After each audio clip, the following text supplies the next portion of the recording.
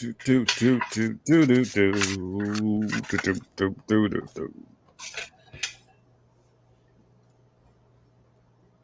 You ever get like a song in your head and you just keep wanting to listen to that song over and over? Um, Not lately, but yeah, I know what you mean. Like overall, yeah, for sure. Got this one jam in my head. Got ran across earlier today. By I don't even remember the dude's name. Going down my Afro Beach rabbit hole. But here we are chit chatting like we're just on our lonesome. But I've clicked the live, so we should have some of our friends coming to join us soon. Um, I see Jira is in the building, nice and early. Says, "Where is everybody?" What's Well, going on? due to a little snafu, um, somehow I didn't put it up early, so probably a lot of people didn't get a notification. So here's a good time if you got any kind of questions, comments, anything that y'all want to throw in there. We'll kind of chop it up for a minute, give people, 5 minutes or so to kind of get in here. And we won't hold everybody who caught us anyway too long, but we'll just give everybody a minute or so. Hmm. What's going on, though, man? What's up, guys? So Nothing did the much. notification? So did the notification go out? I don't even At least, know. at least on the Rockfin. I mean, on Uh, the at least on the YouTube. Rockfin went out. I don't know if YouTube did. I mean, I literally put it up only like a couple of minutes ago. So Okay. hopefully people will get it. I mean, I guess I can lay out the topics and uh because typically how I have it in the title, it's a little bit more clear. So the topics that we will go into tonight. Let me go back to my thumbnail so I can remember myself exactly. Um I did want to go in and talk a little bit about the Rafa invasion, which is it's looking like it will probably happen sometime soon. I wouldn't be surprised if it happens sometime this week. Um, and we'll talk about kind of some of the stuff leading up to this, and kind of want to talk a little bit again about some of the. It's this Pierce Morgan interview that I saw that I kind of want to. I kind of want to go into some of what he was saying. Um, And then so that's one of them, and we'll kind of get to that once we get to that topic. Of course, the student protests that have been going on basically all across the country and kind of got sparked to the national level with the ones in Colombia, which is near and dear to Chris, of course, being a New Yorker. Hmm. Um, what else? And I kind of, and of course, we got to talk a little bit about that TikTok ban. We won't go too in depth on it because I don't think we're going to see too much motion or anything on it for some time. So this is something that a first kickoff story, and we'll definitely come back around to it. But I titled this one, "Are they playing their hand? Are they overplaying their hand?" Because me and Chris, as we talked about, and we'll get into it. I don't want to get into it too quickly and dismiss it because I think there's a whole lot of angles and twists and turns to kind of unwrap and unfold talking about this. But that's the topics that we're going to get in tonight. And if, of course, you guys know, more stuff can always pop up in the course of a show. But Chris, how was your week, man? What you have going on this week? Not much. Same old shit, man. It don't really change much week to week. You know what I mean? You go to work, you run your little errands and you back at the house. So nothing, nothing exotic or nothing crazy. I just been chilling really, you know. Hmm. Um, same old shit with basketball. It's all good. Um, there was something I wanted to say, but damn. Oh yeah, I've been, again, I've been heavy into the music. That's one thing I've been doing more so lately, just listening to music, getting back into it. I stepped away for a little bit, but now I'm, back into it. Um, I listen to a lot of it now, and unfortunately, there's no creativity. It reminds me of Hollywood. I would hate to say that I'm saying that about uh, a decent amount of hip hop, that there is a lack of creativity. I think about, the word biting, right? Oh, you biting my style, Hmm. right? You biting my outfit. You know, I think of that. That was such a diss when we was coming up, right? Yo, you biting. Yo, don't be biting Hmm. niggas, though. Last thing You you know what I want to be mean? was a biter. Yeah. So in this generation, they're all literally sitting at home watching shit on the TV and then copying what they just saw, to the point to where they don't even try to put their own like little sauce in it. They just literally will copy the same thing, almost word for word. Maybe the only thought they put into it is that maybe nowadays Chat GPT probably helps write the rhymes to them. Because there's a lot of people who rely on Chat GPT these days more than you would realize. And Hmm. if they're using Chat GPT, then it's whack, and if they're not, it's whack. Either way, um, not all, right? I don't want to speak in extremes, but not every young person's music is garbage, but a lot of it is. The and I understand every era has its sound, right? You could listen to an '80s song and tell it from the '80s, right? You could tell a song from the '50s, and so on and so forth. There's nothing wrong with the era having a sound. However, there should be some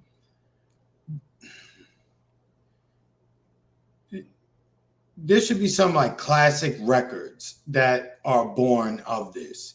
They, I there's hear no you. class there's no classic records being made. I mean, even artists from our youth in the '90s, let's just say, uh, even the songs that they would use with the samples that were remakes. Right now, think of Lauryn Hill and the Fugees, right, with Roberta This was a Flack. song I was. This was a song I was telling you that stuck in my head. Sorry, but yeah, I know what you're talking Oh, about. um, but even the Fugees, right? They took Roberta Flack's song and they turned that into a Killing banger. me softly. Yeah. And yeah, and they turned it into a banger in and of itself. Hmm. And I don't even see the kids, even when they sample some of these older records and some of their newer or current records, they don't even make classics with them joints. I mean, it's already, the sound is familiar. People know it. They like it. They love it. That's why, it's a classic. That's why you're sampling it. And they don't have enough skilled talent or wherewithal to succeed in the art. But then I realized, then this is where I have to catch myself, Marcus, and a lot of us who consume hip hop have to also keep in mind. A lot of these people aren't even trying to be rappers, right? They're trying to get popping, if you will. They're trying to gain a Hmm. certain amount of audience over the internet. When I say internet, I mean all the socials, platforms, mentions, and the like, if you will. Um, that's really what it turns into, because then you get the brand deals, the commercials, you get to rub shoulders in other spaces. The powers that be will let you sell liquor, they'll let you sell sex, they will allow you to sell what else? Weed now. What else we got? I said sex, liquor, weed. What else will they allow you to sell? Nobody buys rims no more like that, so we can't say rims. What else? What else am I Homosexuality. missing, Marcus? They'll let you show the homosexuality stuff. Being an addict. Oh yeah, being an addict. Yes, being yes, an addict to whatever your vice is. It doesn't matter, whatever it is. But I was talking about outside of the music, like what other like commercial product do they allow them to sell, right? Because it's a No, oh, short list. that's perfect example. You hit it around the head without even thinking about it. Literal products like Yeah. the commercialization of throwing more major products and labels in music. Like I was watching a Mhm. video of something earlier today, and they literally zoomed in on Balenciaga, even just to let you know, hey, and on the slides he's wearing, you can see the big Nike, and everybody in there is wearing Nike, and it's just product placement.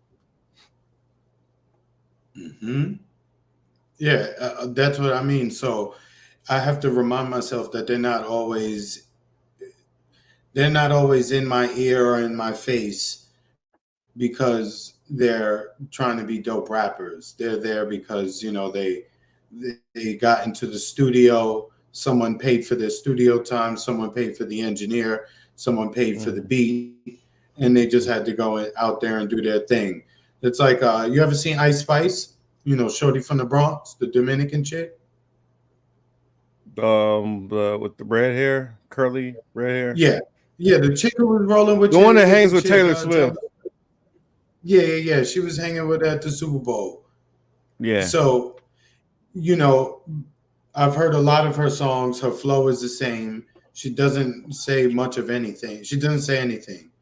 She said she's basically her whole shtick is I'm a bad bitch and niggas want to hit it. Okay, tell me something.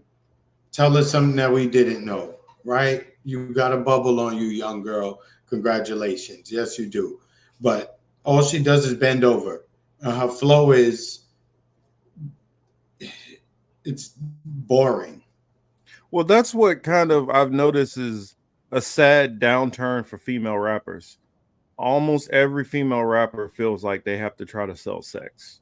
And I don't feel like it used to be that way. Granted, you always had, you had the Foxy Browns and the Lil Kims and the Trinas, but you did have like the Brat. You did have MC Light. You did have other female artists out there. What was it? Rage. You had Raw Digger. You had female artists out there that it wasn't all about their sex. Queen Latifah, that's another good one. Um, now it seems like in order for you to be a female rapper in this day and age, it got to be all about sex. Let's just even tell her that even better. Um, Yeah, the that one, female Chris rap, H. the female rappers who will become the most popular have to do that. The ones who the industry will throw money behind. Well, I mean, Like that's how you get because while that's how you they get at it, popular, right? Like while Cardi you at B, it, Meg Thee Stallion. while you at it, that's what happened with the what was that group that's been around for the longest that blew up? Black Eyed Peas. That was the Hmm. same thing with them. That female member that they had, because she didn't want to start Fergie. wearing little mini halter tops and all that shit like that. They booted her out and they brought Fergie in, and then all of a sudden they took off. And it's like Mm, it's not that their music got better all of a sudden, or that what it is they decided, okay, now you're gonna play ball, now we're gonna give you the promotion. And it goes back to this Twitter argument I had with this silly little Taylor Swift fan. I'm like, y'all not giving credit and understanding that your favorite artists, the reason why you know them in order for them to build these large fan bases is somebody in the record industry decided that we're going to push them out there for them to get that fan base. It's I hate to say it's not organic how most of these people get big, but in all honesty, it's not organic how most of these people get big. It most of them, and it's weird to say industry plant because the industry creates a majority of these people. correct. That's why the ones I like. Well, I mean, at least I like to think that they had skill. They believed in the art of competition. They bought into the art of rap. They bought into the art of hip hop. They understood what it meant. They Hmm. showed some kind of respect for the culture. You understand? And they tried to entertain while also trying to stand, they were standing in and apart, right? I'm in this, but I'm apart from my peers because I'm just that much nicer, right? That Well, element, you don't see that today. That level well, of I feel like competition. hip hop's a little different because you actually do have to have some kind of skill unless you got a bunch of ghostwriters. But a lot of most rappers come from they had to beef and beef and beef and beef, and because they got a big enough buzz, somebody decided to sign them. Whereas singers, it's a little different. They literally go and find a singer that they like. Oh, well, this Well, if person we, can sing, which it's a dime a dozen people that can sing. I hate to say it that way. And then they will get they will put everything with it. They'll get them the songwriters and the beats and the this and the that and the glam and they'll make it work. They will, just like with the whole most of the pop stars that you see, most of them are completely manufactured. They just needed a voice. but there was a if we looking back at it, there was a change in that the money would fund projects like A Tribe Called Quest. They would fund other what's the people group I'm thinking about, Everyday People, right? What's the name of that group? I can't remember their name, but you know what I'm talking about. Um, Hmm. there was a lot of diversity in the music. So when you had your things that were kind of raunchy or maybe kind of violent or talking about being drunk or under the influence or something like that, you also had music on the flip side of that, which didn't talk about that, which, within the same genre, right? Which talked about other shit at the same time. So you could get a balance at the very least, right? I mean, look, uh, we have cable at this point in time, right? Whereas the TV is doing more damage than the actual music in some cases, right? For a lot of people are visual learners, Hmm. right? Yeah. Not everybody's able to paint the audio picture that's being painted for them. And I'm reminded of the Hove line. What he say? Scarface the movie did more than Scarface the rapper to me. You know what I mean? If you really sit and think about that line, it's very true. If you think about, more people wanted to be Scarface from the movie than Scarface the rapper, Hmm. Well, one especially had a Arrested Development. Thank you, Chris. yeah, everyday people.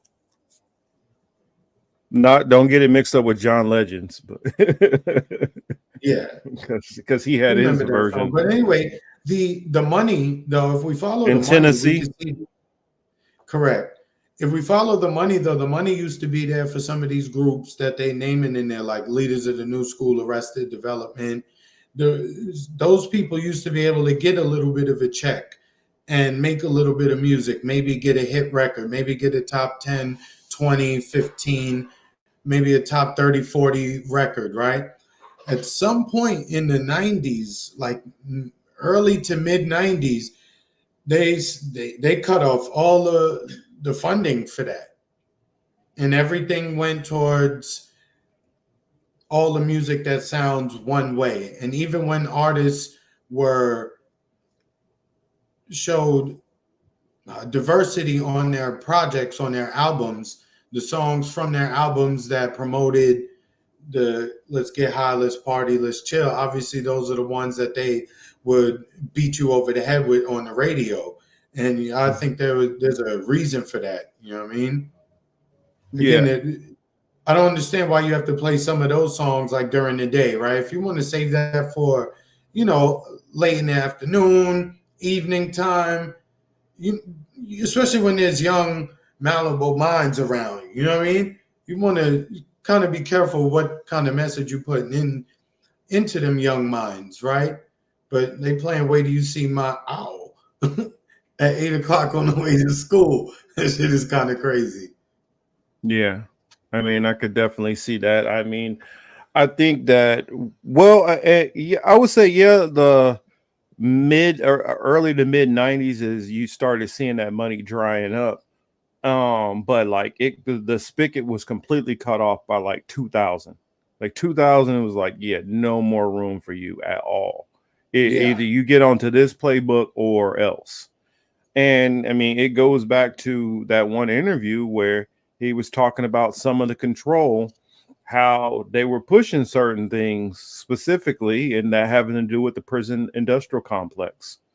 And so tying the art into the politics, you know, and it's kind of interesting if you look at the people who were involved in a lot of this control of the music industry. And I know somebody said up there earlier, you know, well, that they can sing. I think it was Streets. Well, the thing about it is the money, because people in that industry were trying to sell sex also. They're not looking for male singers. If you're a male singer, especially if you were non like R&B, like if yo, you were you see like they called pop and shit, Prince. they weren't looking for like boy bands or male singers. Now R&B, because You saw they R&B called male Prince singers Jasmine sell Guy. more. Huh? You see they called Prince Jasmine Guy the other day. Yeah, yeah, I saw that. He fouled for that. He fouled for that. But the political matrix is part of MK Ultra. I read the FOIA request. Oh wow. But I guess we got everybody's hopping in here, so I guess we can kind of go and do that tie in to what I was well, I guess we'll hit the TikTok ban first, right?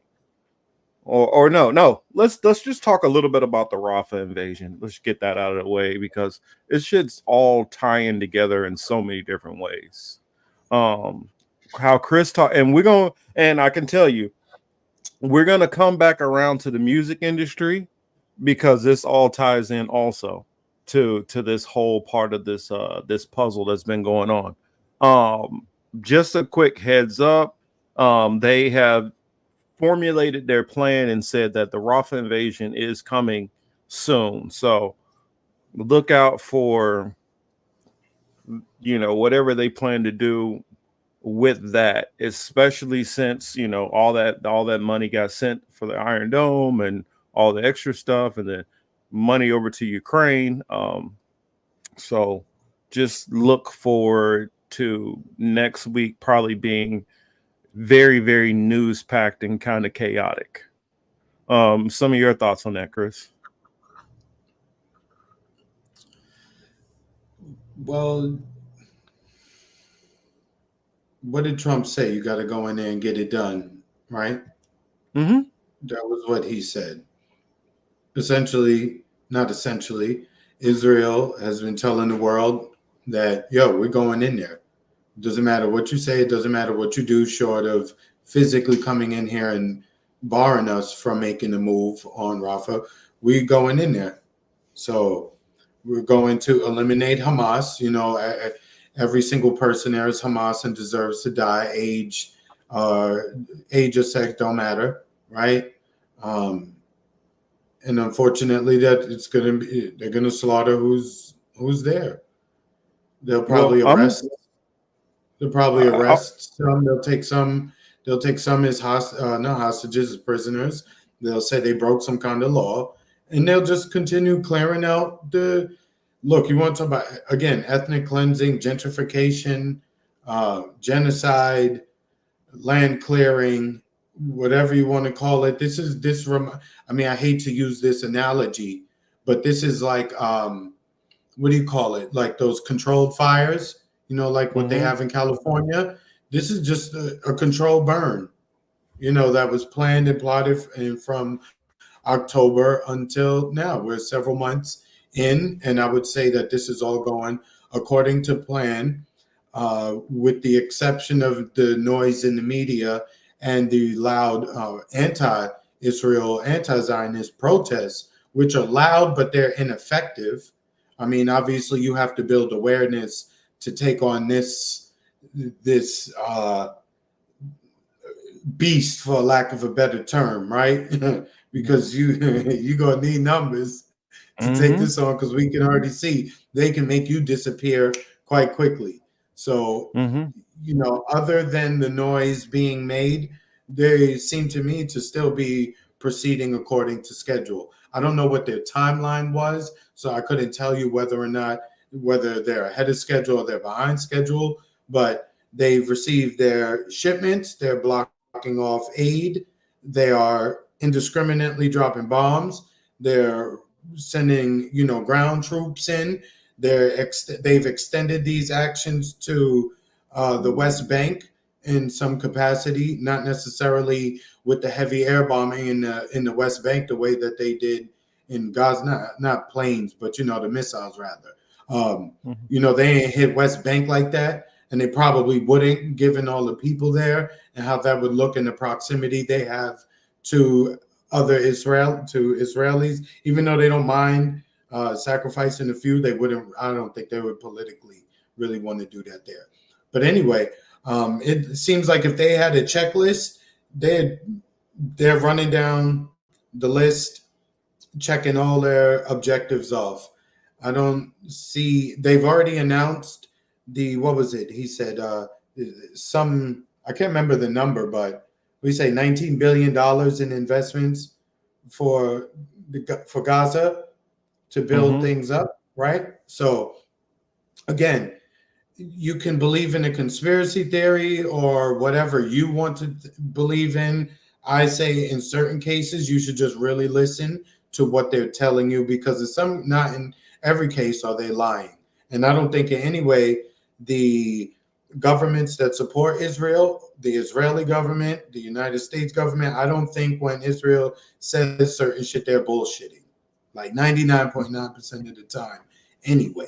When they said they want to erase Hamas, they can't stop until they get Hamas. They've told everybody that everybody there is Hamas. So why would they stop? I mean, I agree. I think the thing is you got to pay attention to what they say first, because the what they say first is typically the truth. Now they're gonna go they'll well first, as far as if they know that there's not going to be any pushback. Um, Now I'm not saying first as in like, oh, some kind of incident happened and their first instinct. That's where you go the reverse. Whatever they say is the opposite of that. We saw that with Shireen Abu Akleh. What? Oh, well, no, we don't know. That must have been Hamas who did it. And then and then the story kept reeling back till the truth finally came out. In a situation like this, how they talk about how they're gonna deal with Hamas after October 7th, they came out, called them human animals. You heard people say there was no innocent person there. It's time for us to deal with them once and for all. You heard them talking about shutting off the water to everybody. I mean, you heard them saying really what they believed. And then when everybody was outraged at what they were saying, then you heard them walk it back and repackage it over and over and over. And Even they're working on the messaging, the narrative. I wanted to Marcus, stay here. right there. Let me respond to Marcus, what stay right there with the narrative, the messaging. I mean, just even down to the words they use, right? The phrase and mhm, how they phrase it. You know they're lying if they're saying that they're doing anything positive for anyone. If they're telling you about how they're going to subtract life from the planet, then you can take their word for it that they're being honest. That's mhm, basically how you can, you know, that's basically how you should cover that. yeah. I mean, until Um, somebody proves anybody wrong on that, please do.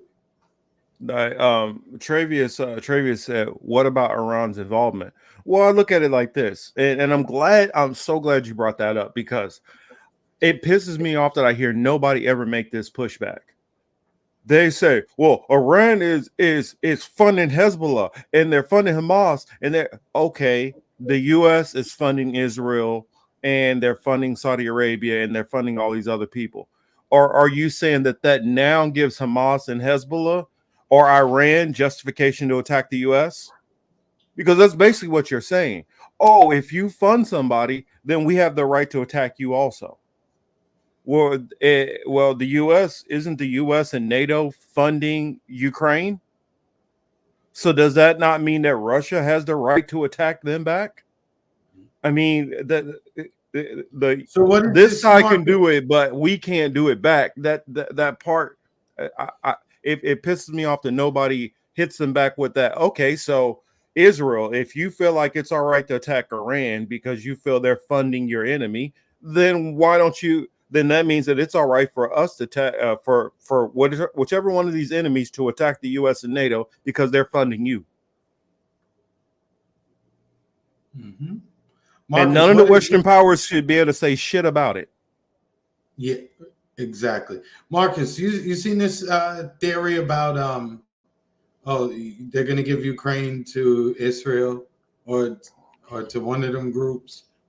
I've heard stuff. Honestly, a couple of years back, I've heard. I was hearing stuff about Netanyahu talk about a resettlement plan about the people moving out of Israel and moving to Ukraine. But I mean, I didn't pay Mm, too much attention to it.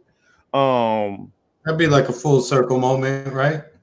Yeah, well, this person had mixed information, so they had some truth in there. They had some stuff that I was like, yeah, I don't really know about that.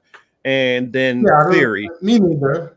You know, it's just something I So, came so across. I didn't put any stock into it, right? well, I'm well, not saying, well, that's what's going to happen.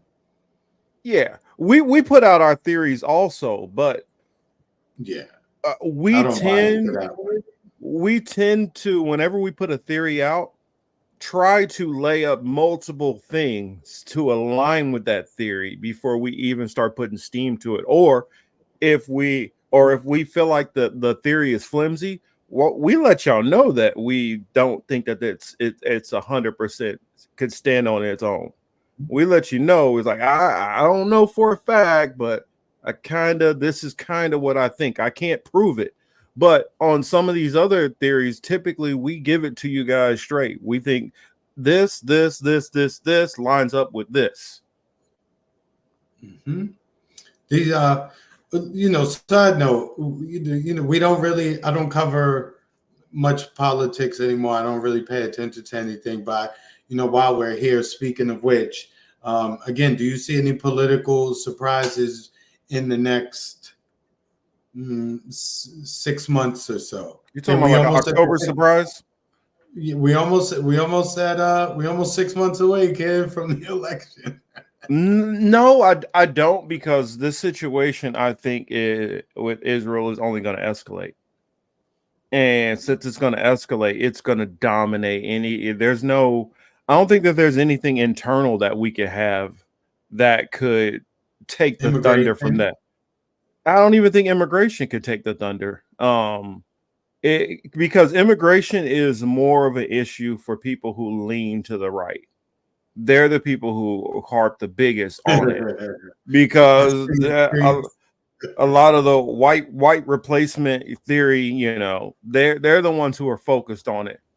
And it and I'm not even saying that there's not issues with immigration. I'm not saying that, but I'm saying that they care about it more than anything because they believe it's the democratic, you know how it is. That anything that they believe that the Democrats are doing or that they can ding the Democrats on, now they care about it. If the media, if everybody in the country came out and say, you know what, we hate drinking water. The Democrats, they're always drinking that damn water. You know how these people are. That Mm-hmm. anything that they could use as a political weapon, that's what they use. And so I honestly question how much of any of the stuff that they talk about do they honestly really care about, and it's not just a political weapon. And for those who aren't used to watching us, don't think that we're some Democrats up here simping for them saying this. I just I just don't see the I just don't see most of Vote the blue no right matter is who. genuine. Don't I listen to don't see them Marcus. genuine. I just don't see them genuine in their critiques of a lot of things. It's just like whatever the Democrats are for, I'm against. Period. It's no more complex than that because I watched them support Trump and ignore plenty of shit that was their policies forever. I've watched them. So there's Democrats now who are literally supporting more of the economic shit, which they were down for, and they ignore all that now. And so it shows, did they really care about any of these issues that for most of my life they cared about? No, they don't. They just care about how Republican good, Democrat bad. Whatever the Republicans are for now is good, whatever. And they're honestly, they're the same as the vote blue, no matter who, in my eyes. Anything that they think that is something of the right, they hate. And so it's just Marcus, my team versus your team. we have all the events to back this up, right? To show. You have the Charlottesville shit, you got Black Lives Matter shit, you got January 6th, you've got the protests, which we'll get into now on the campuses. Each time something happens, each side equally calls for the same exact foul shit to happen to the other side, which involves them relying on the law to come down heavy on them. Pause. Right? To really put their foot on somebody's neck and kick this out of them and put them quote in their place so that they never come out of their grandma's basement ever again, if you will. And both sides call for this. And whenever Mm-hmm. you're not involved in that and you just sitting back, you're watching like, damn, these people are in the mirror. They punching themselves. They're not the people they literally in the mirror just punching at themselves, giving themselves left hooks, right hooks, and body slamming themselves. It's ridiculous. I agree. Sorry, just retweeting out. Um, Mm. retweeting out the live on that's on Twitter. Maybe it give us a couple more because I noticed I was wondering why our view counter thing does some weird shit on here, and I realized it used to only count the views on YouTube. Now it's counting the views on the other streams. But although a shout out to our What's up to people the over rock there on fan the crew? Rockfin side. Derek says stage of the NFL draft. All seeing eye looking to me this year. Have we ever actually liked anyone organically since birth, or have we always been influenced via entertainment and media? That's a strong. That's a very very strong observation because, in all honesty, I think that there might have been some organic. I'll say it's been more organic in the past than now, but true. Um there's always that person out there that would be your favorite if you ever had the opportunity to hear them. And if people don't get the right breaks or run into the right person or family drama or life gets in their way, there's all kind of things that prevent us from from seeing those people that we really have an interest in. um Well, okay, people. cool, Gregory. I might just do that. I might just do that. I'll hit you up, brother.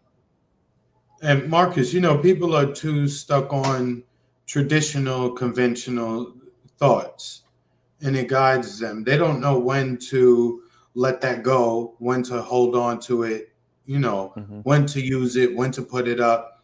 They're unable to do that. So you're either, I'm traditional, I'm old school, and that's it. You have to cut yourself Hmm. off at a certain point that you can't get with anything in the 21st century, right? And then you have those from who are fully into the 21st century, you know, they act like they got it all together. Hmm. So it's a bit of ignorance, pride, ego that prevents certain preventing us. Uh, Yo, sidebar. It is playoffs. I meant to say that. Hold on. Yeah. We gotta pause. We're gonna have a sports timeout. Timeout, right? 30-second timeout. See, you remember that, right? So look, Oh hell yeah, I um, remember that. That was great memories back in the days.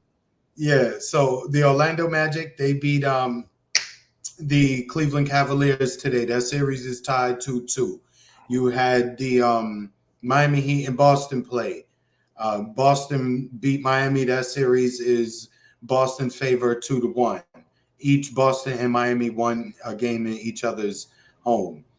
Oklahoma City played New Orleans today in New Orleans, and they smashed them dudes. So Oklahoma City Thunder is up 3-0 in their series. That brings us to tonight's last game, which is the City of Angels' own Lakers versus the Denver Nuggets. It's game 4. It's 3-0 Denver, right? So if Denver wins, the Lakers go home, right? In last year, the Nuggets swept the Lakers out of the playoffs 4-0. This year, they're winning 3-0.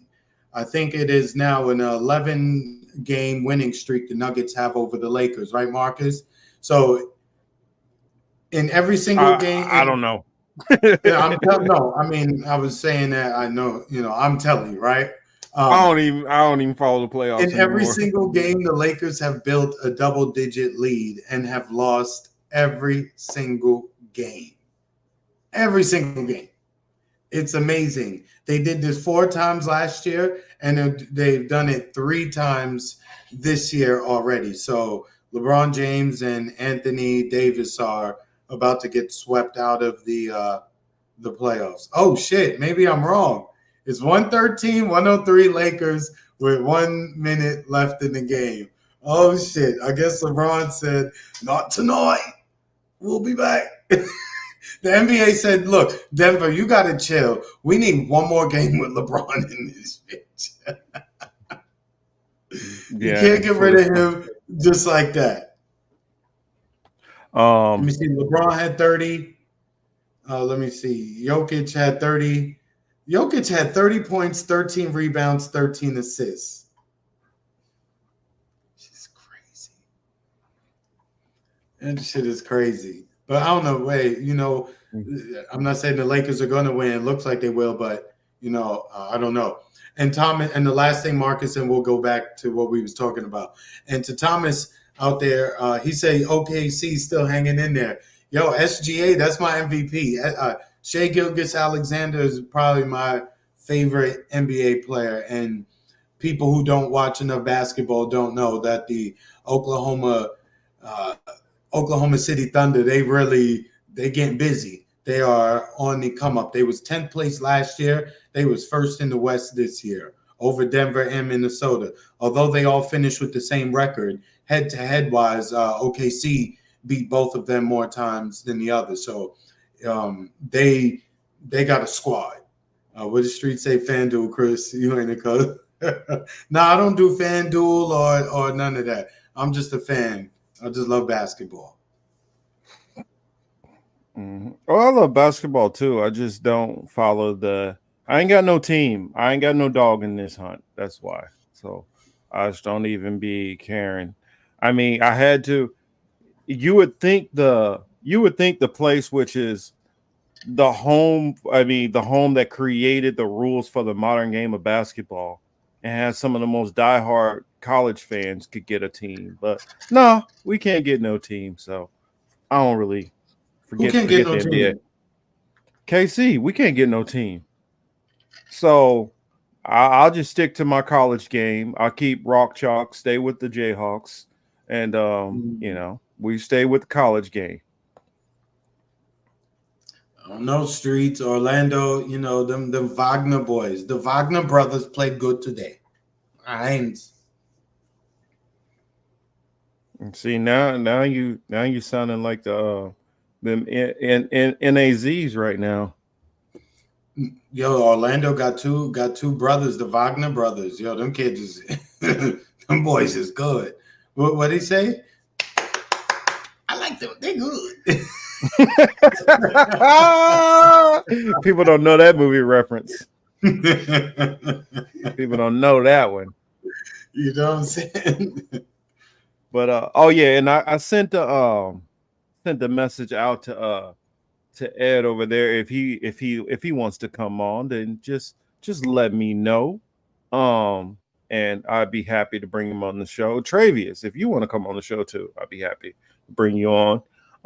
But this whole situation, it is kind of funny that you mentioned that talking about these different owners. I'm honestly surprised that what's her name, Marion Edelson, that she's probably being good right now because Kyrie is winning and got them in the playoffs. So she's like, I ain't gonna want to rock the boat right now, You but know, I can't stand this this cushy. so that's what I'm saying. The type of warfare that people play is there's different levels, as everybody knows. But on a level, like let me just show you the level, right? You feel like Kyrie Irving was a problem. You really hated that link he put out. You hated some of the other comments he puts out. You hate some of the things he stands for. I can't do anything to him, right? I don't want to do anything to him physically per se, but how can I really mess with him? You know what? Let me buy the majority stake in the team that he plays for. So now I Mm-hmm. pay you. You on my payroll. Mm-hmm. That's a hell of a move by the Adelson family, and we know they Zionist number one. They are. They will And, don't. They and will we know donate what to your they don't cause. like. We know what they don't like. Um, Correct. Yam Swartzer. Um, and the funny thing about it, because for people that don't know, they fund the birthright trips. They're the ones who fund the birthright trips to Israel. So if you're Jewish and you want to, I think it's what 18 to, I don't know what the age. Somebody correct me if y'all know, but they fund the trips for young Jewish kids to go, and all expenses paid to go over to Israel. So yeah, streets, I do pay attention a little bit. And I don't sit and watch every minute, and I don't have a dog in the hunt, but that don't mean that as a lifelong basketball fan I don't pay attention. And welcome our new friend, swinging through the chat. Good to see you here. Glad you're spending your Saturday here with us. But back to the topic. It's kind of interesting because how I asked the question: are they overplaying their hand? And some people might be like, "Who is the they you're talking about here?" Well, I would say Zionists, and I'm just going to rip the band-aid all the way off. I'm not talking about Christian Zionists. Next That's not question. who I'm talking about. We like how we brought up about the Edelsons and their control of the Mavericks now, which was owned by, before that, Mark Cuban, who was also a Jewish Zionist. Um, and you go through the NBA. How many of the owners are Zionists, Jewish Zionists? A good chunk of them. I think last I heard, it's probably about 45% at least. 45% of the owners. So that's a little under There's a half lot of of the what is it, 28 teams? 30. 30? Well, shoot, it's been a while since I've been following. Yeah, yeah, yeah. The other thing is, when they form these partnerships, conglomerates to purchase these teams, right? Because maybe you, Marcus, don't have enough to purchase a team, but maybe when you call me in and you call somebody, you call in Streets, maybe now we can afford to purchase a team. No one knows who that entity is. They don't know the entity that we formed or the other entity that we fronting for. People aren't really sure of that. Those are things that you would need to, delve into as well to really determine who has ownership in what. Sometimes it's outright. Other times you just have to do a little bit of digging.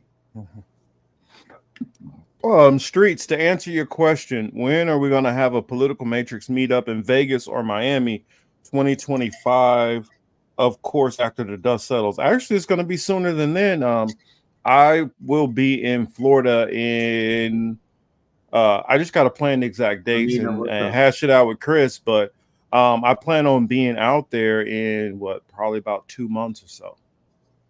So I definitely plan to be in the area, and um Chris not that far from Miami. Ain't but a thing. Plus I gotta go down there. I gotta see my homie and co-host Fuzz. Fuzz is down there in Miami. So definitely a swing through. Say what's up while we're in the area. But Vegas, just hit me up sometime on the Vegas. It's not hard. Vegas is only like 4 hours away. Shout out. I see Uncle Warren is in the building. What's up? I swung by his chat earlier today and it was definitely good to see him. Always entertaining shows. That's what's up. Keep posted. I will definitely keep you posted. Oh yeah, and for those who watch later on in the show, I'm gonna show y'all before and after picture of my weight loss so far. By the way, I won the competition. Uh, Congrats. the biggest loser that my job had, losing a because we did it by percentages, so losing 12.81% since February. So that comes out to, What's up, because Warren? I lost about about 5 pounds or so before I started the competition. So I lost about 40 pounds total. And so for those who hang on later in the show, I took a picture before the show the night, and you guys will be able to check that picture out in the before and after later in the show. Damn Oh streets, that's shoot! crazy. Way to go! That's a huge drop. Yeah, good shit. From 42 to 38 in six Nice, weeks. That's good. nice. I remember I got up to a 38 once, and I was like, damn, I can't stay here. And I adjusted my wardrobe. I was like, never again. Oh yeah, I So was I was there too, of 42, and down to back into the 38s. My waist doesn't get much smaller than that anyway. I could yeah, drop probably another 60 pounds, and I would only go down to a 36. my yeah, I just have a that's why I'm at. big frame. Yeah, I'm at 36. You know what I'm saying? Like that's Oh good. yeah, I don't nothing I less than that. I said I would tell you guys. Well, I'll wait till I show the pictures and then I'll tell you the weight difference. Yo, it's But I'm like that not. street. But sometimes, look, if you can stand up, look down, and see your joint, then you're out.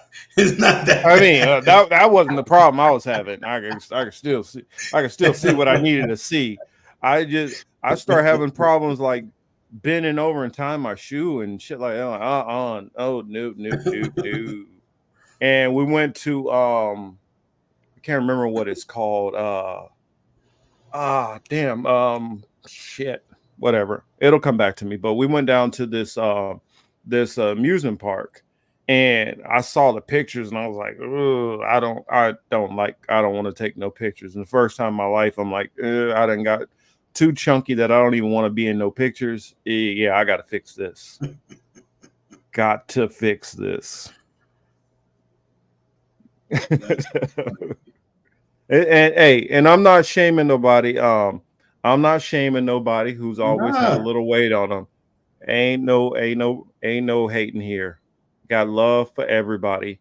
But just for me personally, I just it was just a problem for me. And so if No, you're you fine move. with your weight, I just want everybody to always strive to be healthy out there.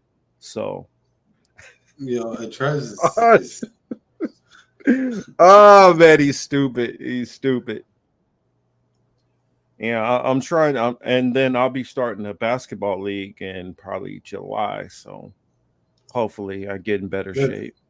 no, that's good, man. I mean, look, you know, keeping your health as you age, man, that's just important. I'm in my 40s. I hear people close to my age, my back, my knees, my shoulder. I haven't hit that yet. Well, Not yet. you lucky. I've had arthritis in my knees since I was 23. Damn. Yeah, see, I ain't hit that yet. If I squat, you know what I mean, I can hear my bones crack, but I'll be stretching. You know what I mean? That's why I make sure before I start shooting, getting in the gym, putting up some shots, I make sure I stretch real good. I don't be out here trying to chase the kids around like that. I'll just, do my own thing, before and after. But yeah, man, I don't go crazy. But I just try to make sure that, that I'm out there moving and shit like that. I saw a video with girls doing double dutch today, man. That gave me such a good feeling. I ain't seen that in forever. Says Marcus, is that why you live in LA? I can hear bad weather is bad for arthritis. No, I moved out here for a opportunity, but that's probably part of why I'm not in the Midwest. Um, Honestly, it's super dry out here, so I have for my dermatitis, I have to use a shitload of creams and stuff like that, and it is a pain in the butt. That's why I kind of miss a little bit of the humidity being in more of a tropical area, like living in Florida. But yeah, living in cold places. I mean, I got bad knees, bad shoulder. I got a little bit of arthritis here in my jaw from when I broke my jaw. Broken collarbone, broke all my fingers, um, and broke both of my wrists multiple times. Um, so I got a lot of stuff that hurts on my body. Hmm. Not to mention broken ribs I've had. So for those who don't know that, military sports and boxing, that'll do it. As you see, notice both my little cuts in my eyebrows. Trying to wild out. No, that's not a fashion style. That's from getting cuts and getting punched. That's what that's from. No, Blood no just doubt. leaking. Uh, yeah, man. I'm thankful. You know what I'm saying? I'm thankful to be my age and still, and just still not complaining about aches and pains yet. You know what I mean? Mm-hmm. So, I'm active in my own way without like running up and down and shit like that. But I still be on the court. You know, I need to get my bike back. That was when I lost the most weight, like a I want couple to of go years ago. down. When I had my bike, I was just I want riding to go everywhere. down there. I want to go where she is. Mhm. Well, I might do it. I plan on doing a trip down to Mexico at some point anyway. So, and that is definitely on the list of places I want to go. A lot of beautiful architectural stuff, and y'all know me being how I am with history. I love places with deep, rich history. So Mexico City is definitely high on my list of places to go. And yes, Thomas, I didn't live like 4 lives already. I'm like a Mm. cat. I only got a couple more left, and I know what that's like, Warren. Know what that's like. But but let's. I guess we'll get back on topic. Y'all don't want to keep hearing about me. I don't want to keep hearing about our all our old injuries and our worn out knees and bad backs. But Mm. back on but a transition on from when we were talking about the basketball teams, how they have a lot of different Zionist ownerships. Well, not only there, you go into the NFL. The NFL has an even higher number. Over 50% of the owners in the NFL are Jewish Zionists also. Um, then you factor in the music industry, which we talked about earlier. Oh, wait a minute, I forgot. we forgot that baseball is about the same. Baseball is about like 40% Jewish Zionists. Um, and if you look through majority of major, a lot of these major corporations, you see a for a group of people that represent roughly 2% of the U.S. population, for them to have 50% representation at the higher rungs of most American corporations should raise some red flags. So when you and I know I'm probably going to get tagged with that label. I really don't give a damn. It's just pointing out something that's obvious. They say, well, you guys, Jewish people, they don't run anything, and they don't have all this power. And I'm not saying I'm not even going there at this point to say that they rule the world. I'm not even saying it, going to this point of saying that they rule America or anything. But if you think Jewish people don't have a strong and a heavy amount of power in this country to affect their will and their change, I mean, and we just talked about the music and sports. We haven't even went into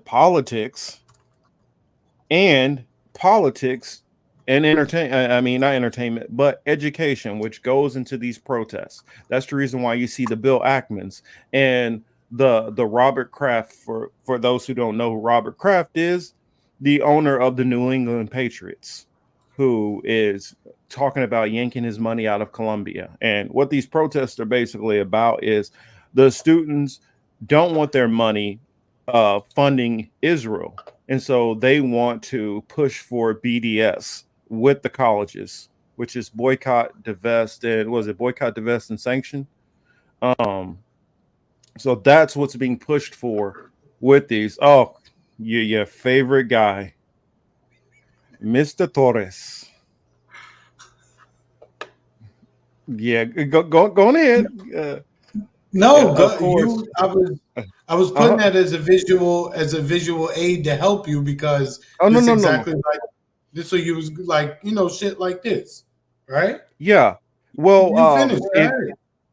well, okay, well, I'll continue. And anybody who says that, oh, well, it's not all this power. Well, um, look at how many of the politicians are get APAC dollars, and APAC is literally the strongest. I don't care what nobody say. Well, actually, I won't even say APAC because it's APAC works in concert with other, let's see, Israel. How do you want to fund it? Pro Israeli packs, and there's multiple ones. So everybody gets all the steam for APAC and talk about APAC, but there's more than just APAC. And when you put them together, because they're all working for the same things, it is an outsized it's an outside voice and power that pushes on our political system.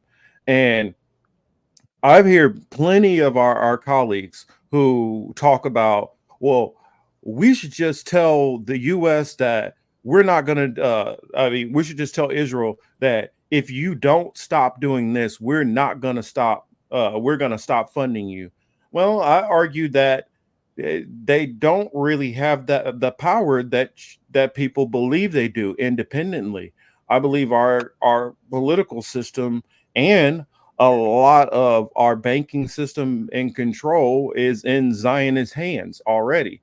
So, uh, where do you separate that? Because a lot of the money which they have through Israel, a lot of it came actually originally came out of organized crime. Um, the Meyer Lanskys and people who were part of the syndicate, they funded a lot of Israel in the early days. And as more and more, oh yeah, look at the money that's coming in. And so this is the reason why whenever there's a bill that comes up that has anything to do with Israel, you see a spike that goes through the roof as far as how many people vote yes on this bill. When it comes to Israel, that's one of the few things which you have unanimous consent.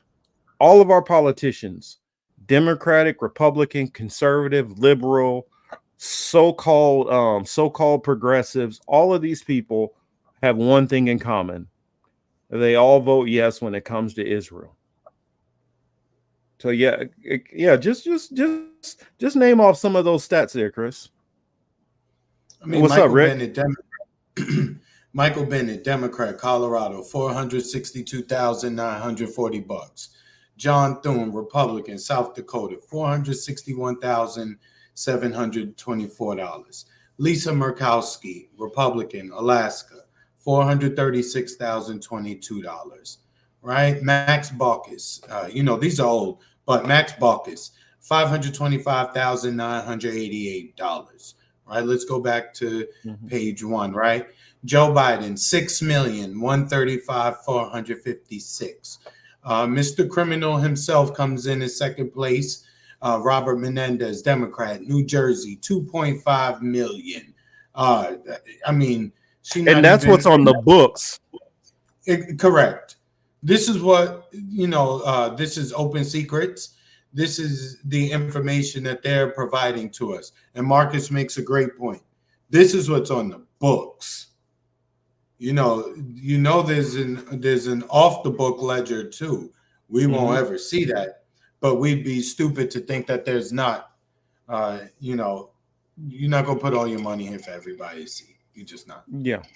And shout out to Willie Bragg, one of the friends of the show. I wanted to respond to this because it's a good one, a good point to bring up. He says Benjamin Netanyahu is the biggest asshole on the planet today, and it's because he's a shitty human being, not because he's Jewish. Yeah, I don't really care about the fact that they're Jewish. This is not why I'm bringing this up. I'm just bringing up that the Jewish Zionists in this country have this power.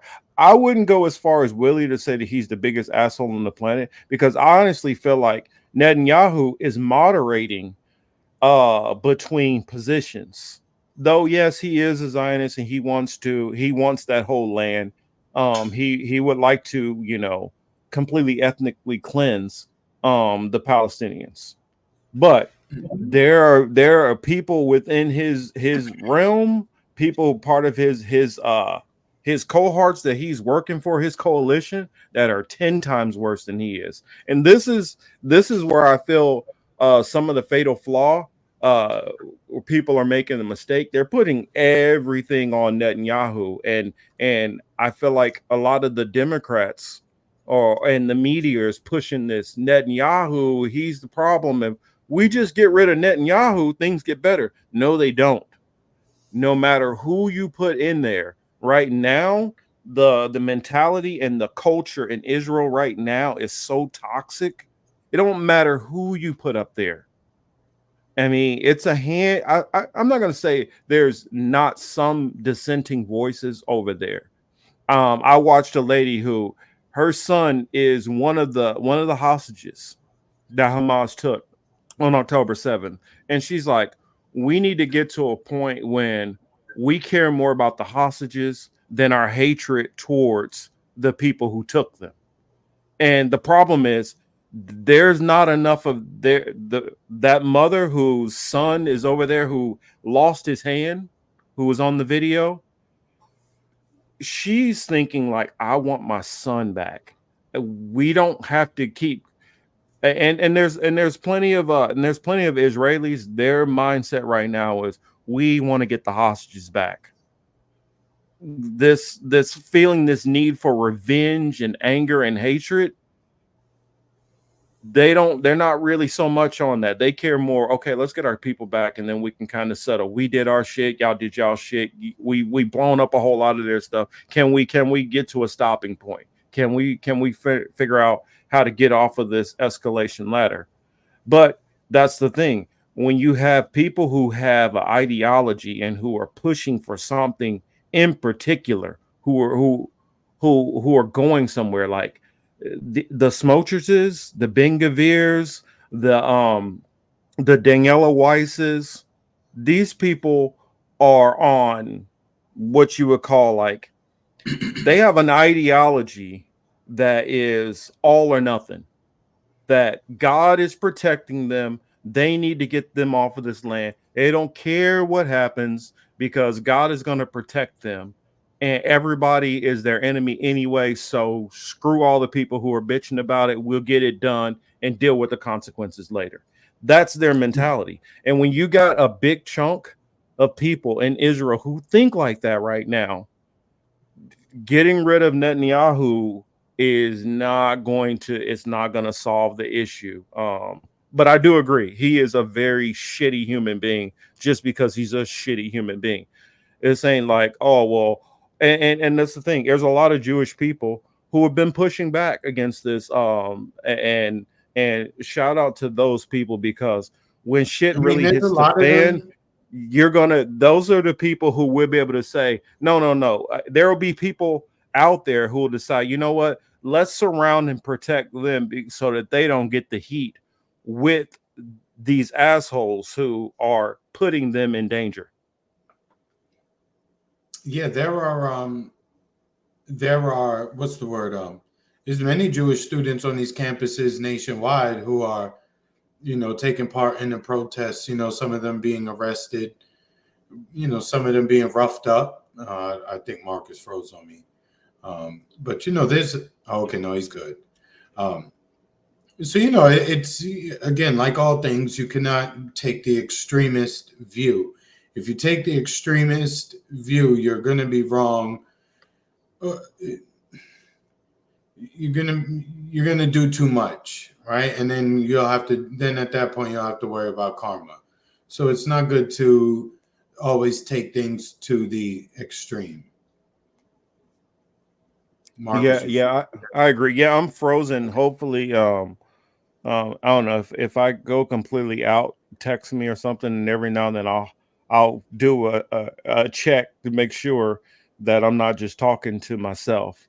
And mm-hmm. hopefully this comes back online soon. But um, that's the thing. I mean, there, like for instance, of course, you have like the Katie Halpers out there. Dave Smith, which I didn't even know that he was Jewish, has been one of the people who's been pushing back. The Aaron Mates, the Max Blumenthals, the Lee Camps.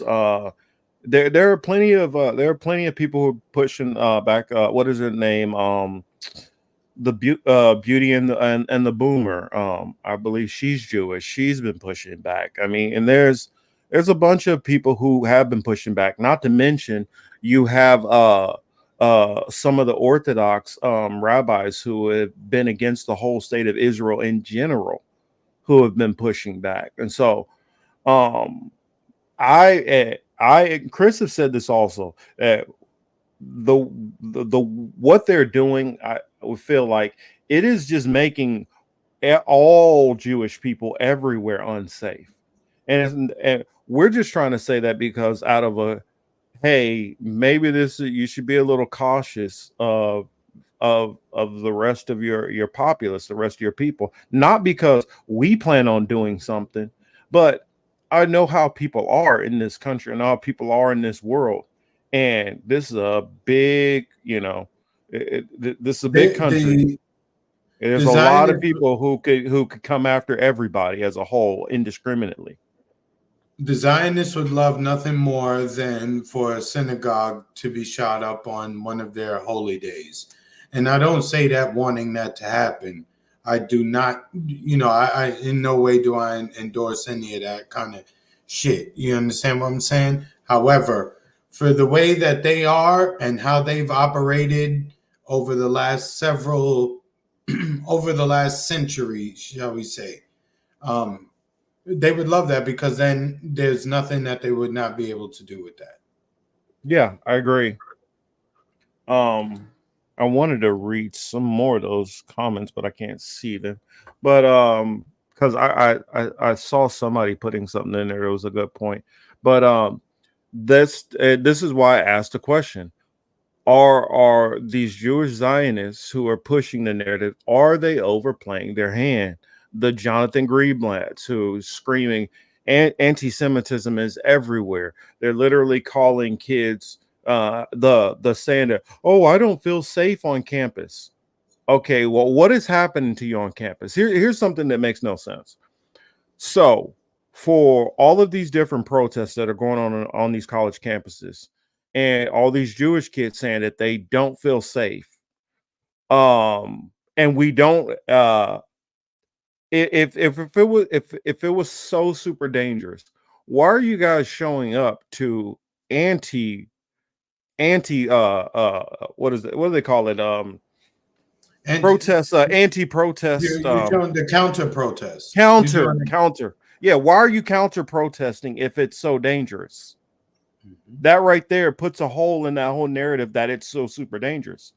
It's probably no more dangerous than people pushing and shoving, and falling over. But are you telling me that you believe that yes, the other students that you go to school with are literally Hamas, like I heard that one ridiculous professor say? That yes, Yeah. the students are now Hamas. And I mean, I don't know if y'all remember that Dave Chappelle episode when he was like, just sprinkle a little crack on it. It with Zionists, it's like just sprinkle a little Hamas on it, and that's what they're doing to everything. Everything is Hamas. Um, from my memory, I don't ever remember Hamas like going to Paris and taking hostages in Paris because of what Israel is doing in Gaza. I don't remember them going to Australia and attacking a whole bunch of Jewish people because of what's going on in Israel. Hamas is dealing with what's going on in their region, but yet the Israelis and Zionists are trying to convince everybody that Hamas is Al Qaeda. Hamas is like on this worldwide jihad against the whole world. No, it's not. They are against you because they feel you are pushing them out of their land. That is an issue between you two, but yet you're trying to make it as if no, America, you need to get involved because if you don't get involved, they're going to do you next. Do what next? What are they going to do next?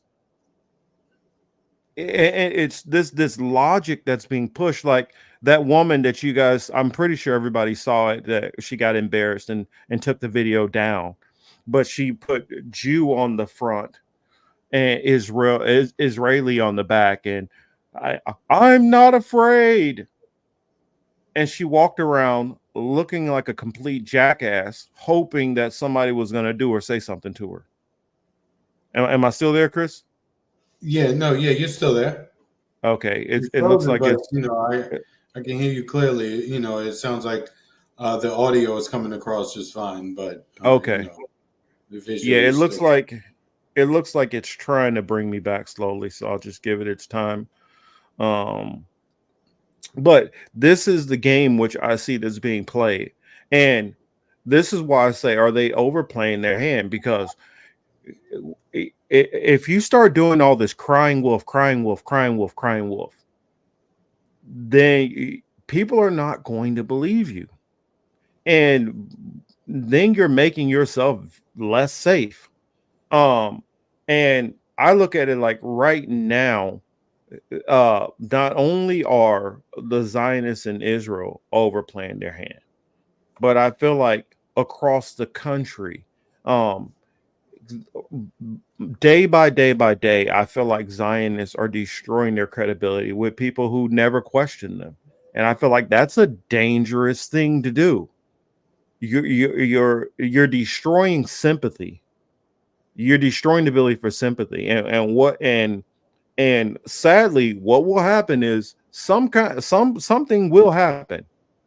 But since there's been so many lies and so many distortions and so much exaggerations, and from some Israelis, especially doing videos on TikTok, the callousness and the lack of concern and care to what's been happening to the innocent people of Palestine who are going through. I get you can blame Hamas, Hamas, Hamas, but for all the people who are not Hamas, who are going through these horrific treatments, and to see the attitude and the callousness and the disregard, you're setting up a situation for when something, if something happens to you guys, then you're setting up a reality where people will have that same kind of lack of concern and callousness towards what's happened to you. Might even be some people who were in your camp before or would have been sympathetic that'll be like, oh well, serves them right.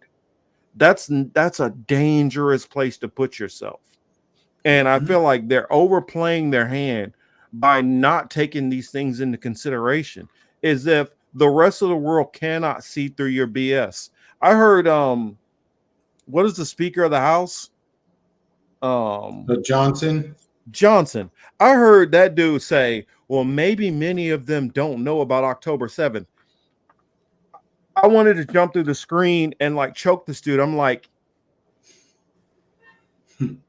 you motherfucker, they have sit there and blasted October 7th nonstop everywhere you can go.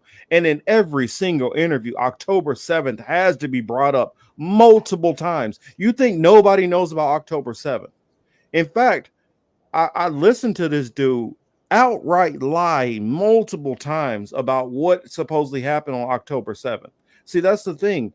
When you go with this propaganda, which has already been debunked multiple times, babies and microwaves, that's been Brain debunked. envy, headings. That is stuff that Israel did 50 years ago. That stuff Israel did that they're blaming on other people now. This stuff has to stop. The lies have to stop. You are making Jewish people less safe. You That's know, Mhm. the important thing is personally, because you can't speak for everybody, right? And you can't do much about what, you can't control anybody but yourself, right? Maybe your kids for a little bit. You surely don't control your partner, your spouse, what have you. But at least Mhm. personally, don't fall victim to ignorance. Yeah. You understand? Uh, Take that for however you want to take it, but I think that that's one of the worst things that you can do is allow yourself to become that stupid, if you will, because that level of ignorance is just stupidity, if you ask me. Mhm. Let's say To where you want to apply shit to everybody, here, and Chris, take it for a moment. I'll be right back. yeah.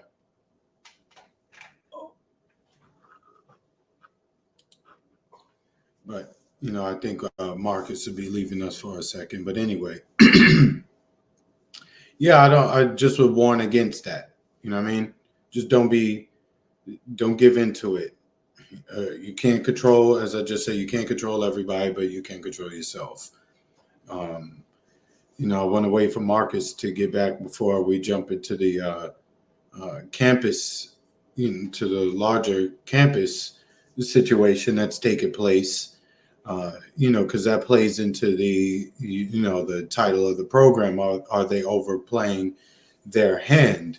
That it's a good question for a number of reasons. I think I would like to ask you guys. One, how do you think that the Zionists are overplaying their hand? Yes or no? Um, Secondly, um, do you see the hypocrisy coming from the political right? For those of you who are on the internet and who pay attention to things of that nature, do you see the hypocrisy in how they are calling for these students to be harshly treated by the law? And you're seeing words like, "Oh, they should be prosecuted." This is scholarships revoked, taken away. You know, things like that. you know, Even as they supposedly are having this great awakening at the same time, but they're willing to overlook that because, some of these people may also support trans issues, or some of these people are, LGBTQ friendly. You know what I mean? Shit like over things like that.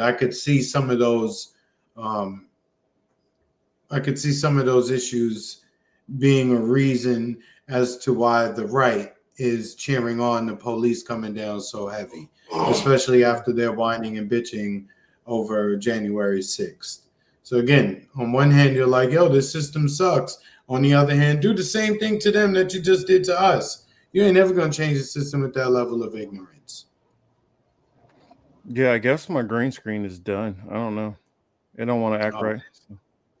So we'll just go.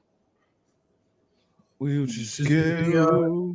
the one that you got in the StreamYard. No, that's what I'm saying. None of them clicking on it. So I'll just keep on going. It'll be fine Oh, without it.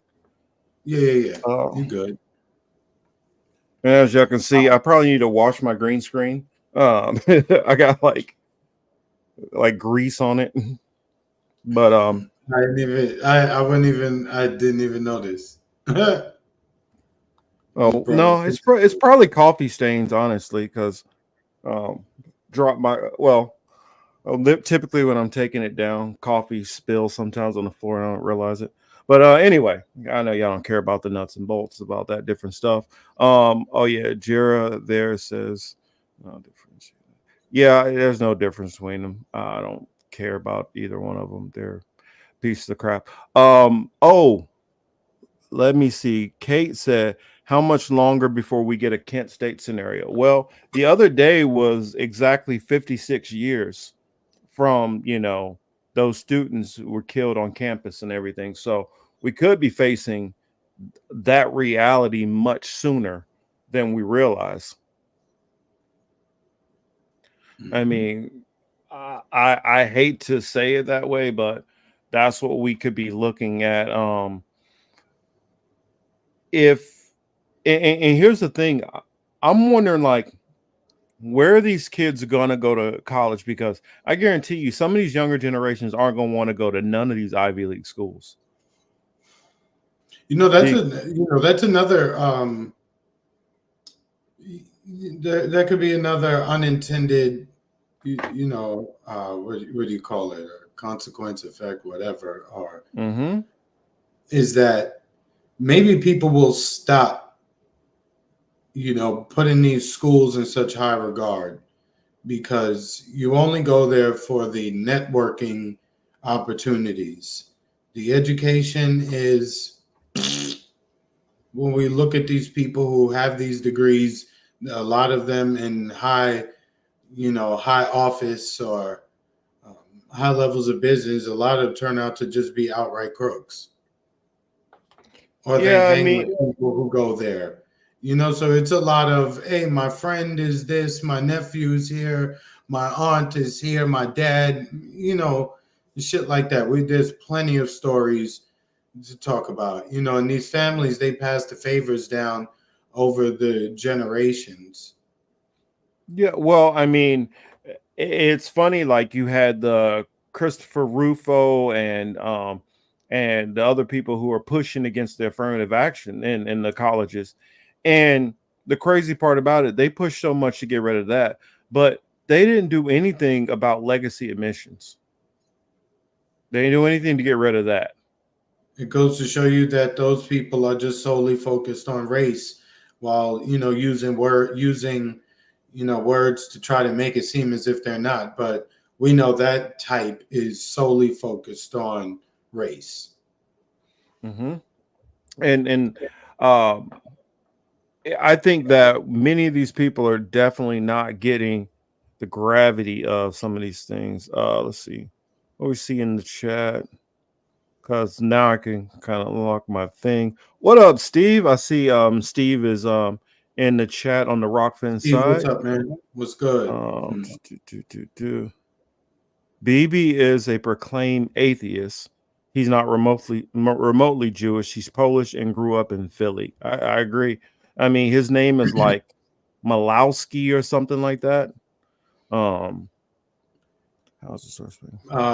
Newsflash: the vast majority of them are atheists. I, oh, I heard Steve. I heard him say it. He said it in our interview. Like was it? I think I watched it yesterday. Is he said it?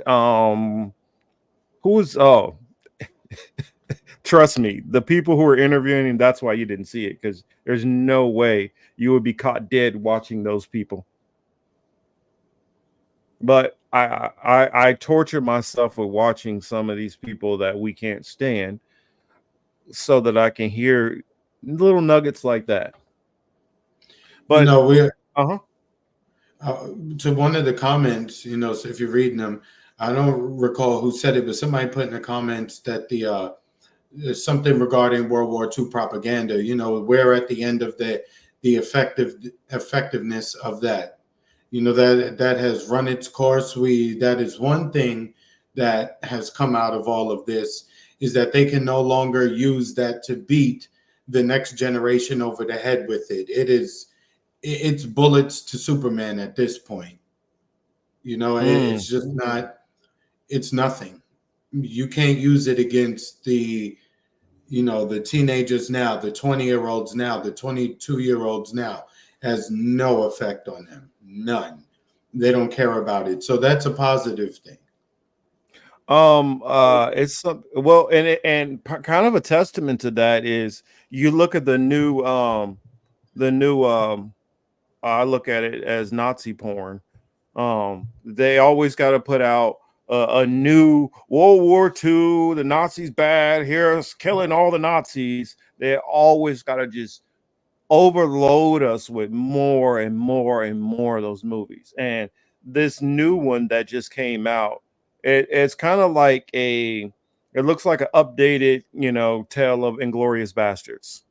Um, No, the and one with Buddy from Superman, Henry yeah, Cavill, Henry right? Henry Cavill, yeah. Henry Cavill and Carrie something or other. There's Um, somebody else in there, yeah.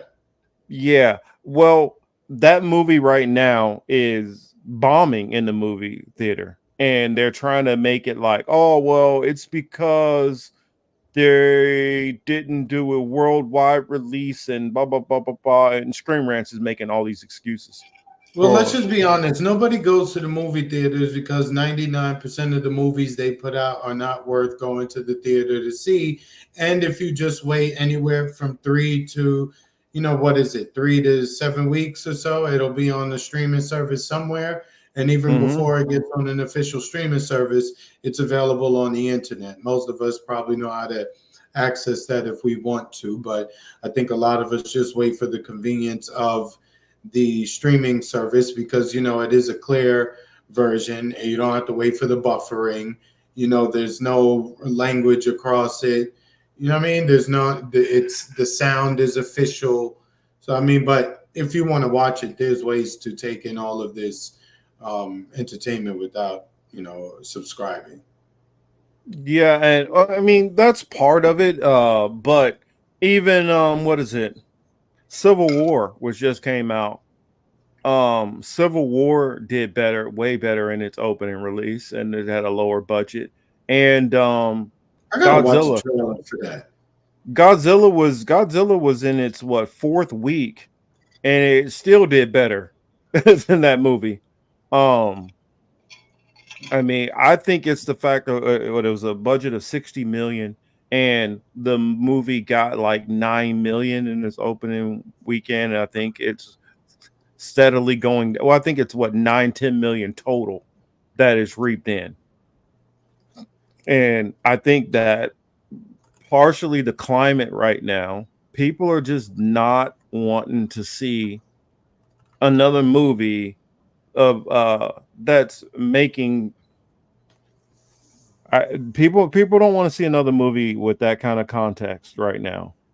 I think they're just like it's played out, it's overdone, and I get it for them for a lot of them who maybe their ancestors were died during that time period, were massacred during that time period.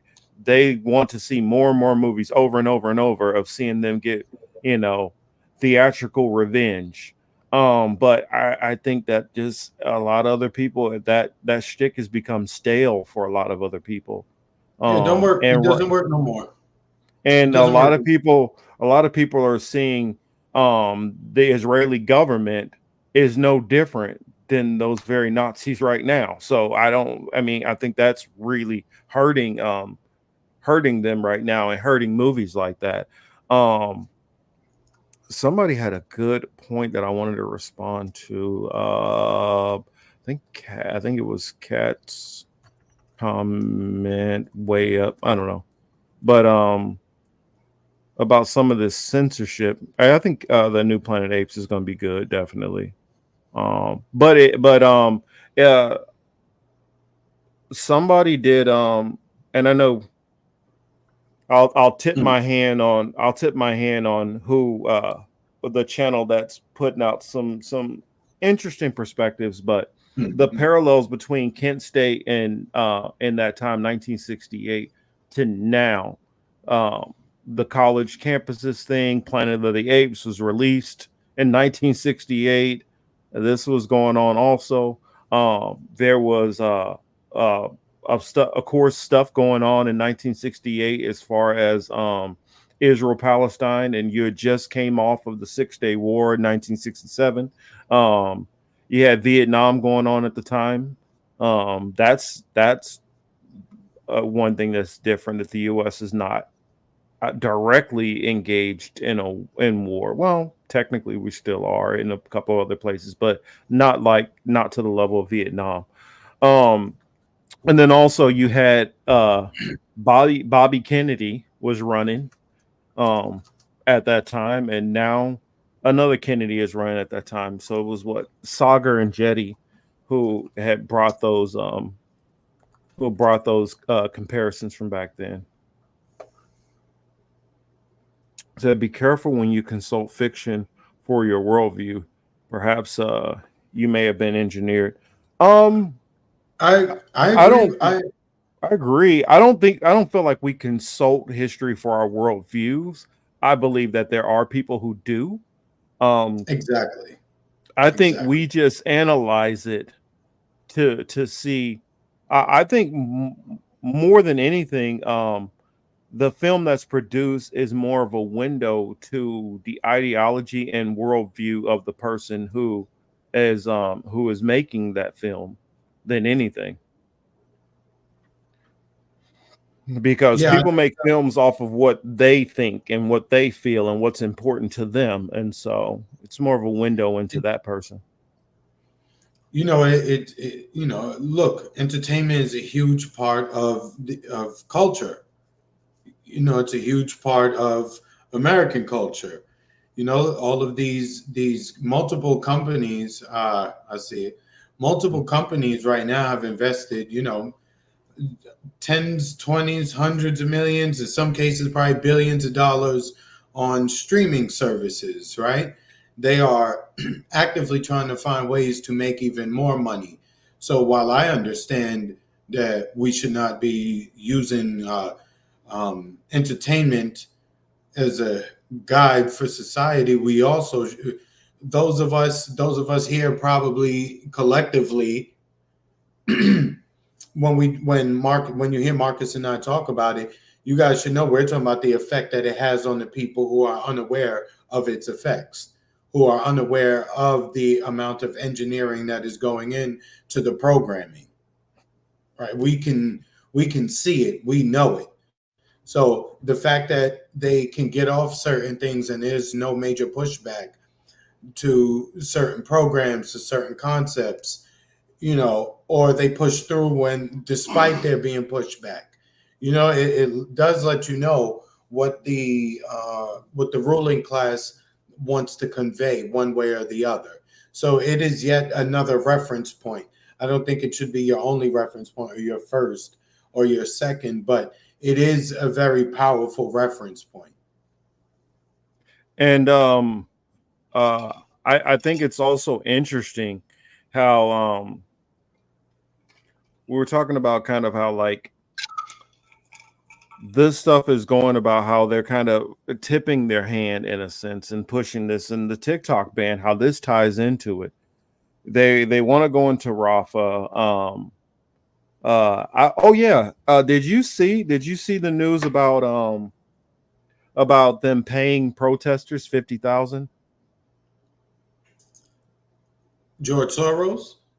No, not George Soros. I know the right wing is saying that, but no, somebody is paying pro-Israel protesters. that's not surprising. Yeah, video from Lee Camp came out, and he was showing like a guy on camera talking about it. And and when you see them show up, you see their nice, perfect signs and everything. A good sign of a very astroturf organization. Yeah, this happened. We know that this happens. It doesn't even have to be Zionist. We already know that this happens. I mean, look at even if you go back to what 2008, excuse me, if you go back to what 2010 rather, or Hmm. yeah, oh 09, 10, the Tea Party Patriots, all these people showing up with guns to discussions about, healthcare at the time, right? Health insurance at the time, not healthcare, sorry. Uh, the discussion was health insurance. You had people showing up to those meetings with guns. You think those people weren't paid just the same way? I understand that was back then, maybe not you, Marcus, but maybe Hmm. you didn't have a understanding of what was going on at that point in time, but it's same shit. Oh, I was aware of what was going on at the time. Because yeah, I was an Obama volunteer. I was in the camp of the Obama stuff, but probably about 2 years after he got elected, I started getting very disillusioned. And though I was in North Florida dealing with a lot of like most of the Obama pushback was on like some straight racist stuff. It was mostly just racist. Um and it made it hard to kind of sift through the legitimate political issues and critiques because I was mostly hearing racial issues that they had with them. So um it left me in a messed up spot where where I had issues with Obama, but I couldn't really voice too much of it or really couldn't go hard at Obama because I'm having to defend him on the other hand from outright racists. So it That was made a a great complex. psychological. That was great psychological move, right? That put you in. It put you in a conundrum, as they Yeah. say. Like on one hand, like who the is you talking to on an emotional, visceral level? Because I know that what you're saying about him is not only. It doesn't just stop at him, right? I know what Hmm. you're saying it loud and clear. You're just getting by with using Obama instead of saying y'all, right? So you being funny money with the use of with your level of hatred for that dude. One, and then on the other Hmm. hand, that damn Citibank really picked his whole cabinet. Yeah. Well, and that's the thing. Um, and I criticize that almost instantly. But that's my issue with a lot of those people who were on the right at the time because you could have gotten through to open-minded people who were on the left or just people who were intellectually honest if you could have just stuck to the criticisms and didn't go down that route of the racist stuff. But that's one issue I find with the right. It's like many of them they just can't help it. They just like, I gotta say nigger. I gotta throw that in there. It's like they can't resist the racist in them. That it's like even though I can get him with just throwing out this details and you know they just can't resist that because something in them has to come out with the racist side. Said blocked. Who got blocked? Who's blocked? What are we talking about here? Walter Grace. I don't have you blocked. Who blocked Walter Grace? I don't know, but yeah, we already, look, he's mentioning something about the NFAC being paid to march. Um, when you have a lot of money that is just sent to you, we don't know where it's going, right? They just tell us, oh, we're giving, we're giving them 30 some odd, we're giving them 30 some odd $billion over the course of 10 over the course of 10 years at the rate of 3 point something $billion per annually. Who's getting that money? Where is it going? What is it doing? All right, you could tell us here on one hand they're buying weapons. Part of the deal is to purchase weapons from the United States. Okay, cool. So they didn't buy $3 million this month or this year, worth $3 billion worth of weapons this year, right? What else did you do with the money? Hmm. That goes into the on the ground astroturf groups that we see all over the place. Tea Party Patriots, Toilet Paper USA, right? All the think tanks and all that other shit. Hmm. Yeah. Oh, Walter was saying about the comments. Yeah, we don't. Um, I don't have any like. There's no control on the comments. I mean, I can't help how YouTube what they decide to do with them. So I don't know about that. I definitely know our audience don't go around just blocking messages. But yeah, that's what I want to say. Yeah, there's a lot of stuff that's astroturfed, definitely, and I'm not beyond calling out anybody who's astroturfed. I just felt like right now the Zionist side is losing on so many sides that they have to manufacture things. Like it goes to what Jonathan Greenblatt was saying about, well, there's not enough Zionist voices. Well, and he liked to say there's not enough Jewish voices, but I'm like, I'm not going to play that game. I'm not going to conflate um, Zionism with Jewish people, because every Jewish person is not a Zionist.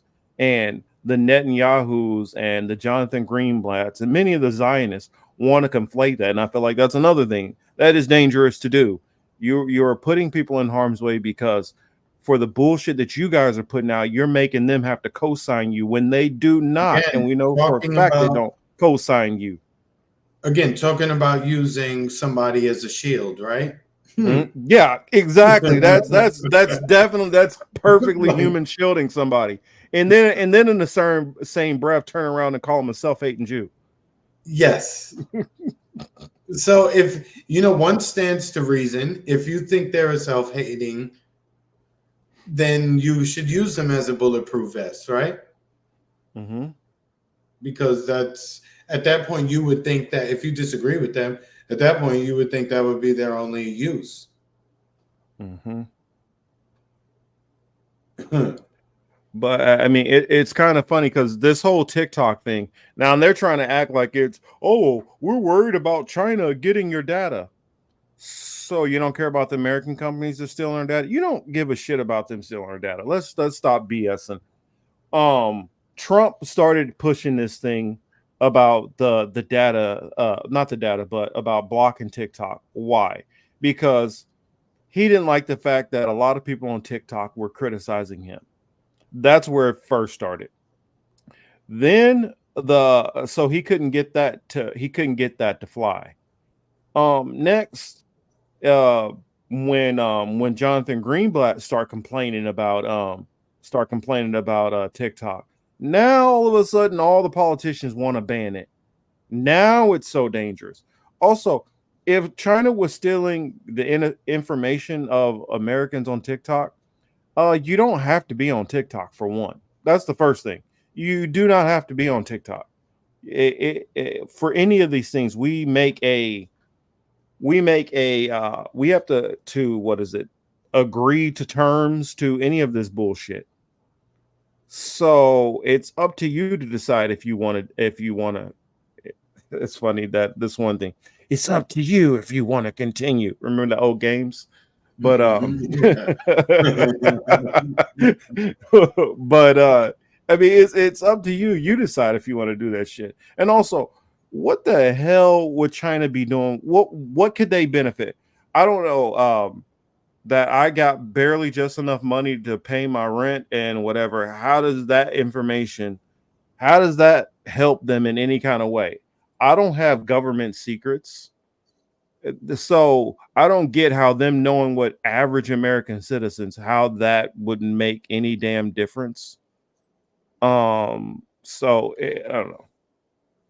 It It doesn't. just looks like uh Zionists are pissed off that they are getting their perspective is getting drowned out by the opposition on TikTok, and they're pushing back. I, And so I we got to shut firmly that down. I firmly believe that is part of the reason why Universal uh, and TikTok were in beef too. That it, it's not part of it, but I think that has something to do with it as well. So you can see again, like I always say, the ruling class when they attack, they just don't use again a single blade to attack you. They will Mhm. use like a pitchfork. So if they stick you once, you got three injuries to patch up with just one Mhm. swing. You understand what I'm saying? So they're gonna make you bleed from multiple places, so you need to be prepared for that. Yep. Yeah, this is what I was talking about. I guess maybe it was old that he was putting up, but yeah, it was Sagar's buddy. What's his name? Marshall Kozlov, I think that's his name. Literally had a video out a couple of years ago how they were being paid to protest for Israel by neocon think tanks. I didn't know it was Sagar too. That makes sense. It probably was both of them, and that makes sense why they would know how full of crap a lot of this shit is. Whereas his not so bright. Um, I don't know if the dude is just paid off or he's just that much of a just piece of shit. But what Robbie Soave or whatever his name is, the dude who's on Rising, oh, I would just like to be able to put my fist through his face one good time. Um, he, you know, never mind. I got all distracted with images of watching blood splatter from his face as my fist passes by. Oh, I'm sorry. People that don't like violent things just entertain me so well and get my mind tracking into a different direction. I am definitely a fighter more than a lover, letting y'all know. But Yeah, but I'm trying to change. I'm trying to change, y'all. sometimes it's Let's just see. like that.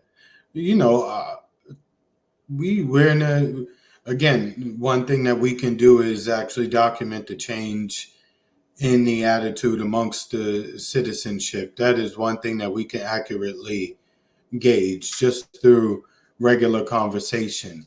It is definitely no longer the same conversation.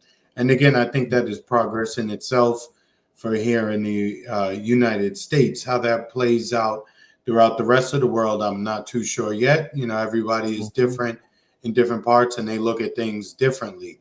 But here, I would hope that the 19-year-olds, the 22-year-olds, the 24-year-olds, I would hope that as they step into certain positions within society, that they would keep that in mind. Mhm. The political Because matrix, you again, for our know. generation, it's too late. Hmm. And so you got I feel like at this moment now, so many people have pushed with the you guys, it's so anti-Semitic. You say Jewish people have all this power and they're controlling things. Well, what are we seeing right now? What are you forget what you're telling us. Forget what you're the message you're trying. What are you showing us right now? You're showing us and this is the moving of the goalposts and the to try to play semantics and word games that happen all the time. It doesn't have to be 100% control. It doesn't have to be all, and we're not. And everybody knows when we're talking about this control, we're not talking about every single Jewish person gets on a conference call, you know, and they all are in on it. That's not what we're talking about here. But they play this game too, and I feel like maybe some of the people who aren't involved maybe they're just so ignorant to what's going on that their natural reflex is to defend first.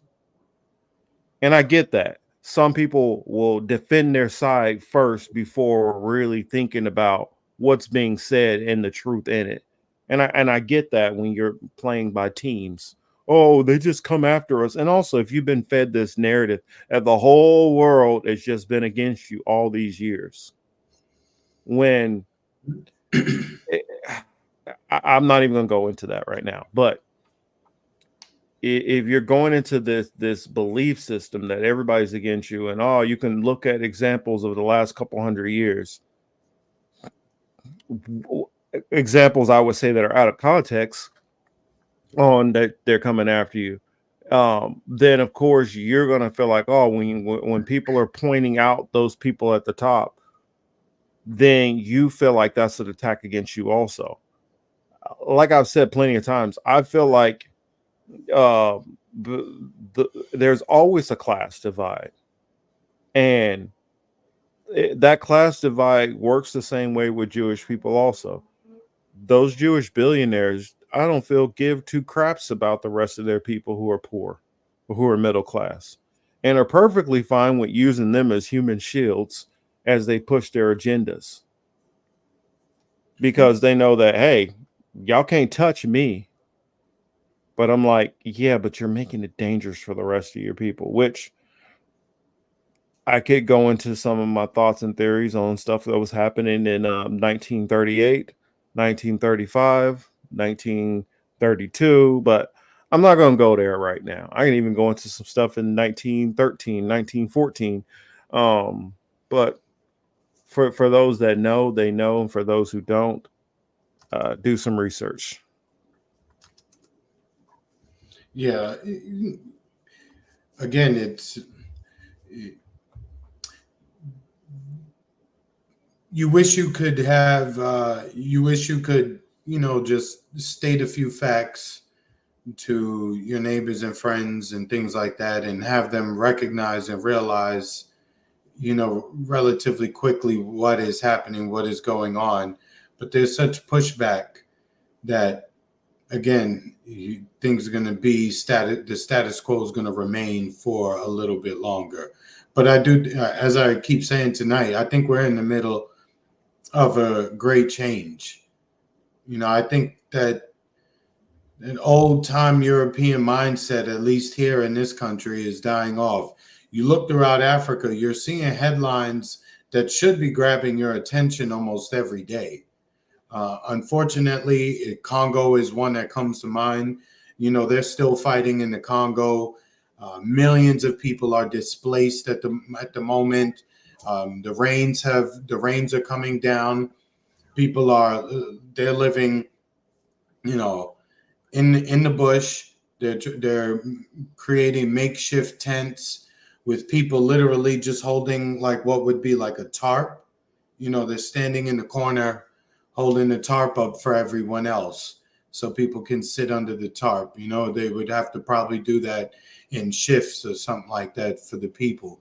But they're having a really rough time in the Congo right now. If you haven't paid attention to that, let your fingers walk you to that side of the world too. And seek out other sources besides just Al Jazeera. You could check out WeOn. You could check. I'm not promoting these people, but I like to say use multiple sources so that you can kind of piece together for yourself. And just First Post, Sky News, a couple, LBC. I mean, just switch yeah, it up. just Or what is that one that we that's on Instagram? What, Africa Stream? oh, Or Africa Stream. look Yep. just look for creators in some of these countries. Yeah. Telesur. If you speak multiple languages, I occasionally will check out what's going on with Univision, Telemundo. I'll check out those. You just watch it Um, for the weather girls. Stop. nah, no, no. I do watch it for I watch it for some of the stuff You that's just need to going know the on. weather. It's okay. It's important, right? You need to know how to dress. It's okay. Um, as far as Kaladin, I don't have any off the top of my head on books that I would advise, but get, remind me next week, and I can give you a couple that I would suggest next week. As far as books, because yes, the sources are heavily, it's a lot of bias out there. Hmm. Um, You know, there's also actually. there's video out there that's just that'll just like blow your mind on stuff that's not that. I'm like, for instance, Steven Spielberg did this video years back on Holocaust survivors. Well, what they don't tell you is there is an outtake of stuff that did not make the film. And when you find some of this stuff that was not put in there, you're like, wait a minute, why the hell didn't they put this in here? That's a little suspicious. I'm not gonna say what some of that stuff is, but it definitely made me start to really question some things when I saw some of the stuff that was left out. Um, Oh yeah, this story right here, it says man who claimed to have escaped Auschwitz lied for years. I mean, and there's all kind of different stories that you find out, different Holocaust survivors where, like, oh, perfect example. In that Holocaust movie that he put out, well, it's not Holocaust movie, it's Holocaust survivors, and asking them, they're recanting their stories, not recanting, they're not taking it back, they're telling their stories, recalling their stories. And when you listen to some of these stories, it's a snapshot in that time when he did this. And I think it was maybe like the early 90s or I think it was early 90s. Um, well, it doesn't tell you up to 5, 10, 15, 20 years later the follow-ups to some of these people. Um, One of the guys on the video told this story about this little kid that would come up to the gate and that he would give that would give him an apple. Hmm. Um, and he was lying about that story, and he admitted that, well, it seemed real to him. There was people who, they were like, I never saw my sister, my brother, this person ever again. Well, 10, 15 years later, you see them on Oprah Winfrey, that that family member didn't get killed during the Holocaust. That family member, yeah, true, you didn't see them again, but that didn't mean that they died. And a lot of people just assumed that, oh, this family member definitely died. Well, they happened to have went to another place, and now they're in the UK, and you find them after 20 years later, 30 years later. There was a lot of scenarios like that where I'm not saying every one of them. I'm not saying that. I'll make sure I'm clear. But there were plenty of people who told stories and felt and genuinely believed that family member was gone forever. And come to find out, some of them were living in Argentina now. Some of them are living in Australia. Some of them are living in different countries. And Hmm. it's just the fact that they were completely separated. True. And since they never saw them again, they just automatically went to the assumption that obviously that they must have been killed during World War II. And that other family member thought the same thing. And you find out that it wasn't exactly what people always assume. Sometimes you can assume the worst, and sometimes you're correct. Sometimes you can assume the worst and you're wrong.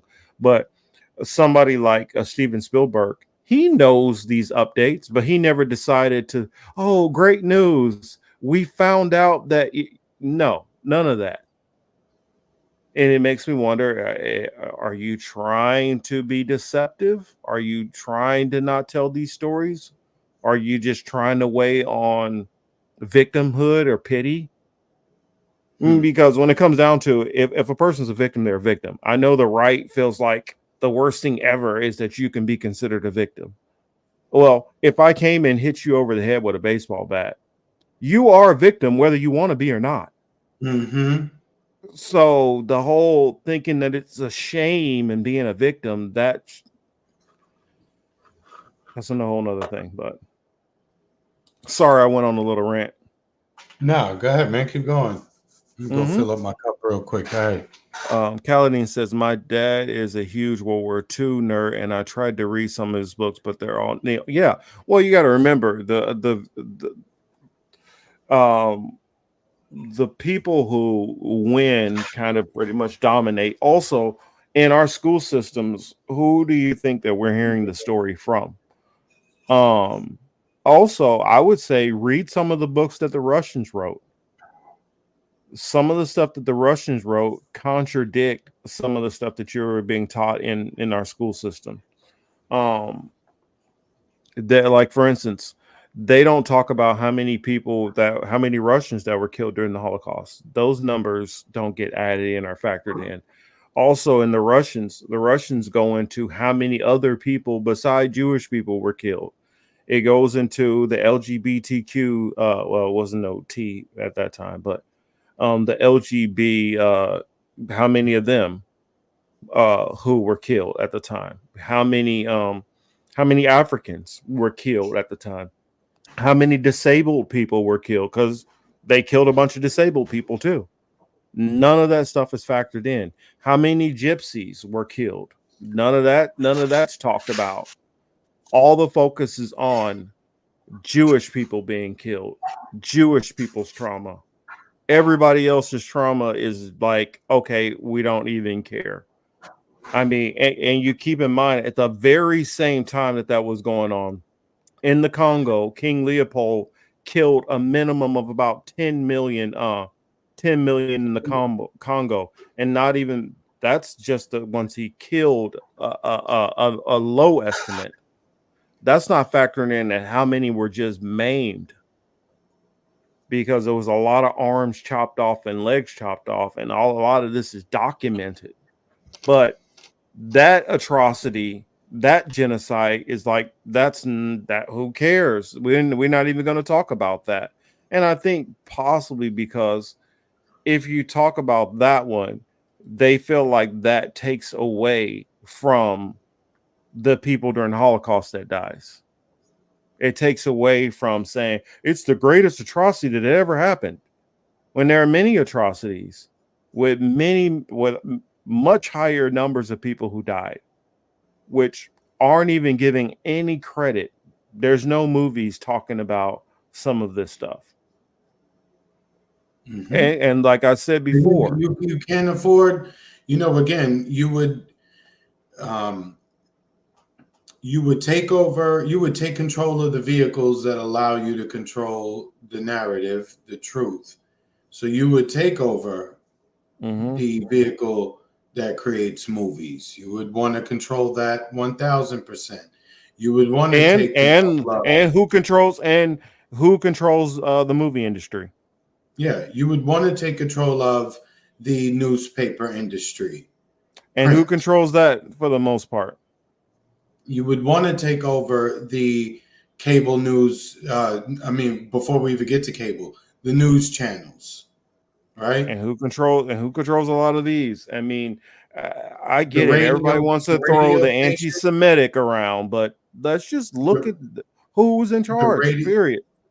Look, you can move into the radio stations, things of that nature. And again, even if you look it up and you see the owner, manager, CEO is non is non.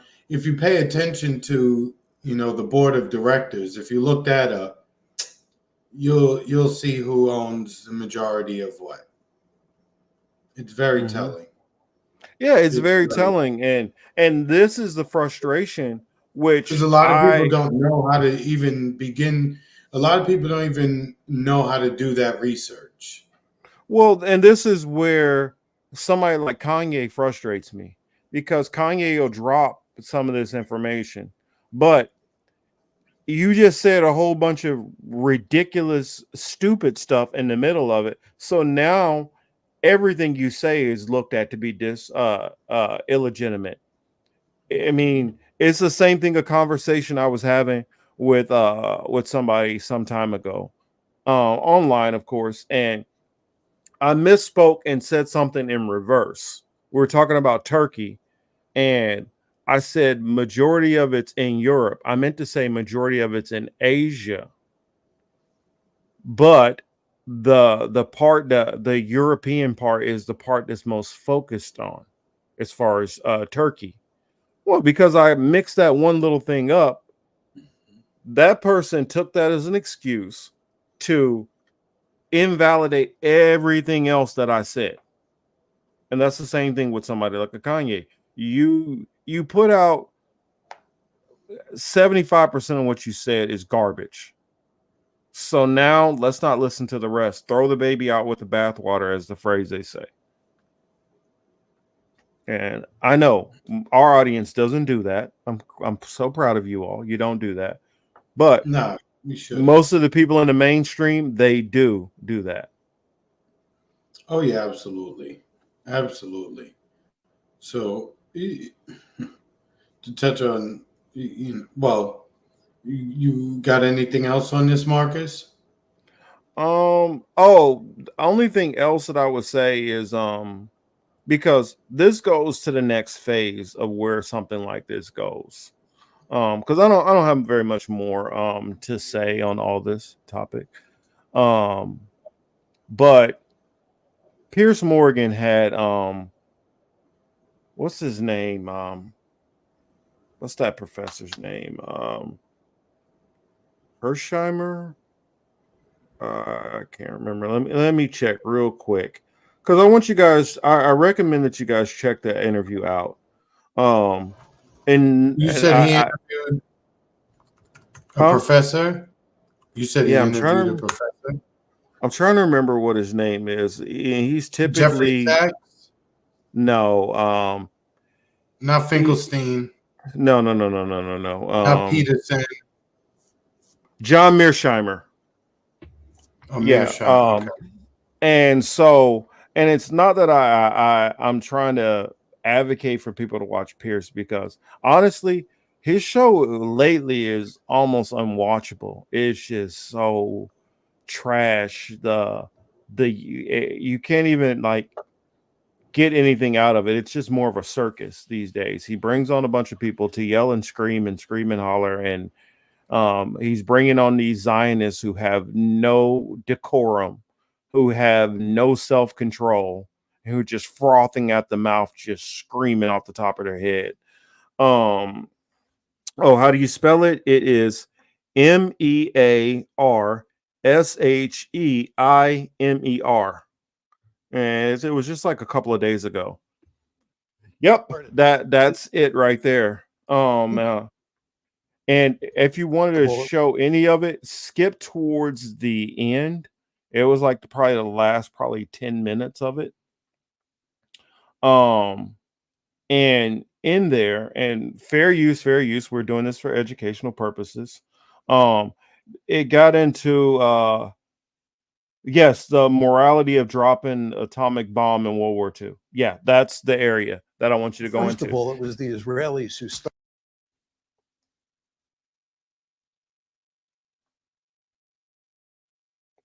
Yeah, this is where I want you to go right about there. It's good.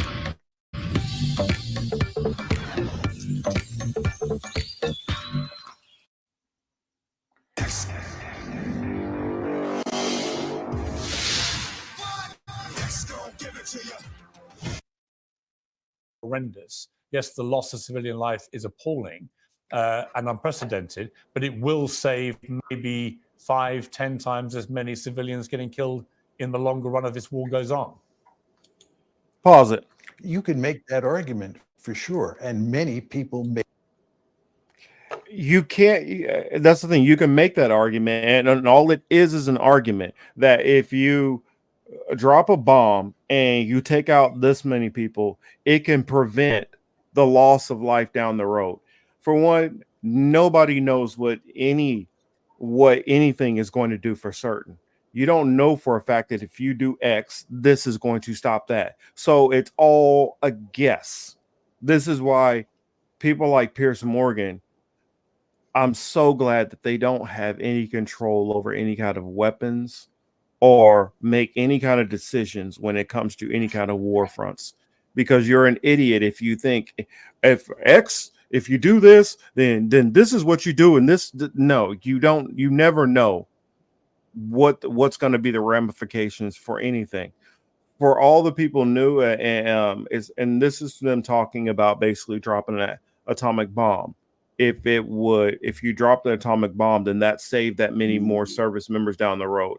You don't know for a fact that would have made Japan stop. You don't know for a fact that wouldn't have made other countries decide to attack us, or down the road just secret attacks here and there. You don't know what is going to happen.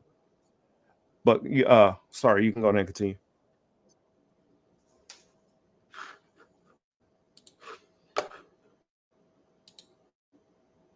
Debated at the time. I understand the argument full well, but I think the fact of the matter is you are still murdering huge numbers of civilians. And if you think murdering, I think we probably murdered about 900,000 civilians between March 10th, 1945 and mid-August 1945. If you think murdering 900,000 civilians is justified because in the long run, it will save more lives, you can make that argument. But again, I still think it's committing a war crime. I mean, if you categorize all civilian deaths in a war like that as murder, you're effectively saying that every one of those deaths is a crime. I would not argue No, that you're what the not. Allies did in response to what the Nazis and the Japanese were doing was a crime necessarily. They were responding to an existential threat to the world, including mass murder of civilians, as we saw with the Holocaust. So a response is not necessarily murder, is it? It's effectively self-defense. The question you have to ask yourself is whether or not you think because the Nazis were committing genocide, because the Nazis were committing mass murder in Europe, that justifies bombing German cities and purposely killing huge numbers of civilians. Do you think that lets you off the hook? That's the argument you're making. You're saying that because the Germans, and this is the misunderstanding that somebody like Pierce and the Zionists make. Pierce thinks, well, they did all this stuff, so nuke is the answer. There's other weapons that you can do. There's always other courses. He's making everything so binary. They did this, so we have to do that. There's more options in the tool chest than jumping to nukes. There's plenty of other options that they could have done. And you don't know for a fact that using the nuke saved less lives. Now, granted, they're also talking about the bombing of certain towns throughout France and Germany and the UK, and what was justified or not justified.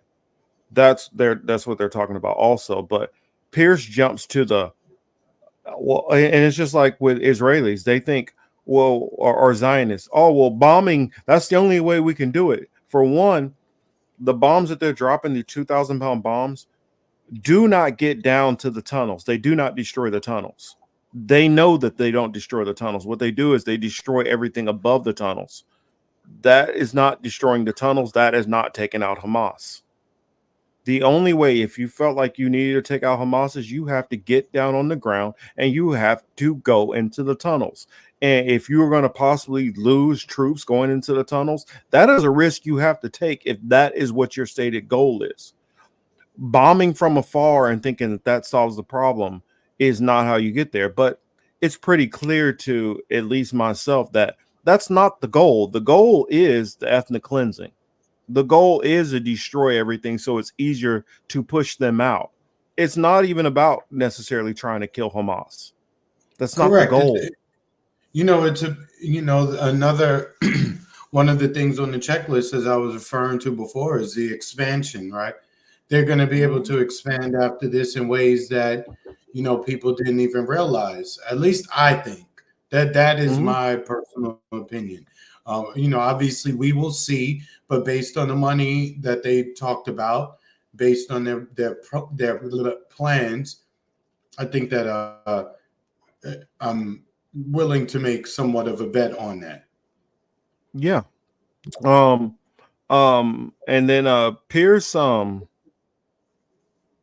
gets to the point of saying if Russia dropped if and I guess because I'm not sure how much more it is in here, and I don't want to play too much of this Pierce because he nauseates me listening to him talk. Oh, don't keep that ready because there's one that I want you to get to. Yeah, I want I you got to it. Still, I got the tab still. old girl with the silver on her face. I want you to bring that one up next. But I don't know. Did you see that one? Oh, girl with the silver. Oh, nah. I want you to bring that one up. But anyway, he makes the claim that if Russia decided to drop a nuke, and more than likely, if they were going to do a nuke, it would be probably a tactical nuke. If they dropped a tactical nuke on Ukraine, because Professor Mearsheimer makes the claim that if Russia is losing bad enough, which is a very, very, very, very, very, very, very big if. I don't see it's possible, but they're going through the hypotheticals that Russia may drop a tactical nuke on Ukraine. I don't see a reality where they're losing, but I also don't see them necessarily doing that either. Um, and then Pierce makes the argument, well, doesn't that mean that the US would have to nuke Ukraine? I mean, not nuke Ukraine, nuke Russia. And Professor Mearsheimer says, no, the US is not going to they're not going to nuke Russia for Ukraine. That's not going to happen. And he's like, well, but wouldn't you have to nuke them because they got to know that they can't get away with that? And I'm like, do you hear how deranged you are? You think that the US is going to risk losing major chunks of the US? I mean, because what's going to happen is they're going to send nukes back, and they're not going to send one or two, they're going to send them all. You want to lose the whole eastern seaboard? You think that the United States is willing to go into basically a suicide pact because Ukraine falls? Chris, I mean, what's your thoughts on that?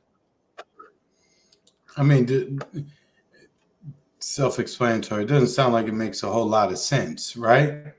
Yeah. I mean, why would you tie your fate to that of all things?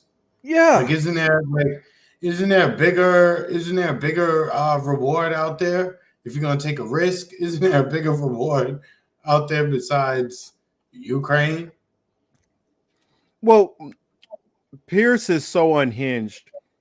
He believes that that Putin is like an existential threat. Oh, Like he believes that Putin after Ukraine, that Putin is about to start marching all over Europe and conquering.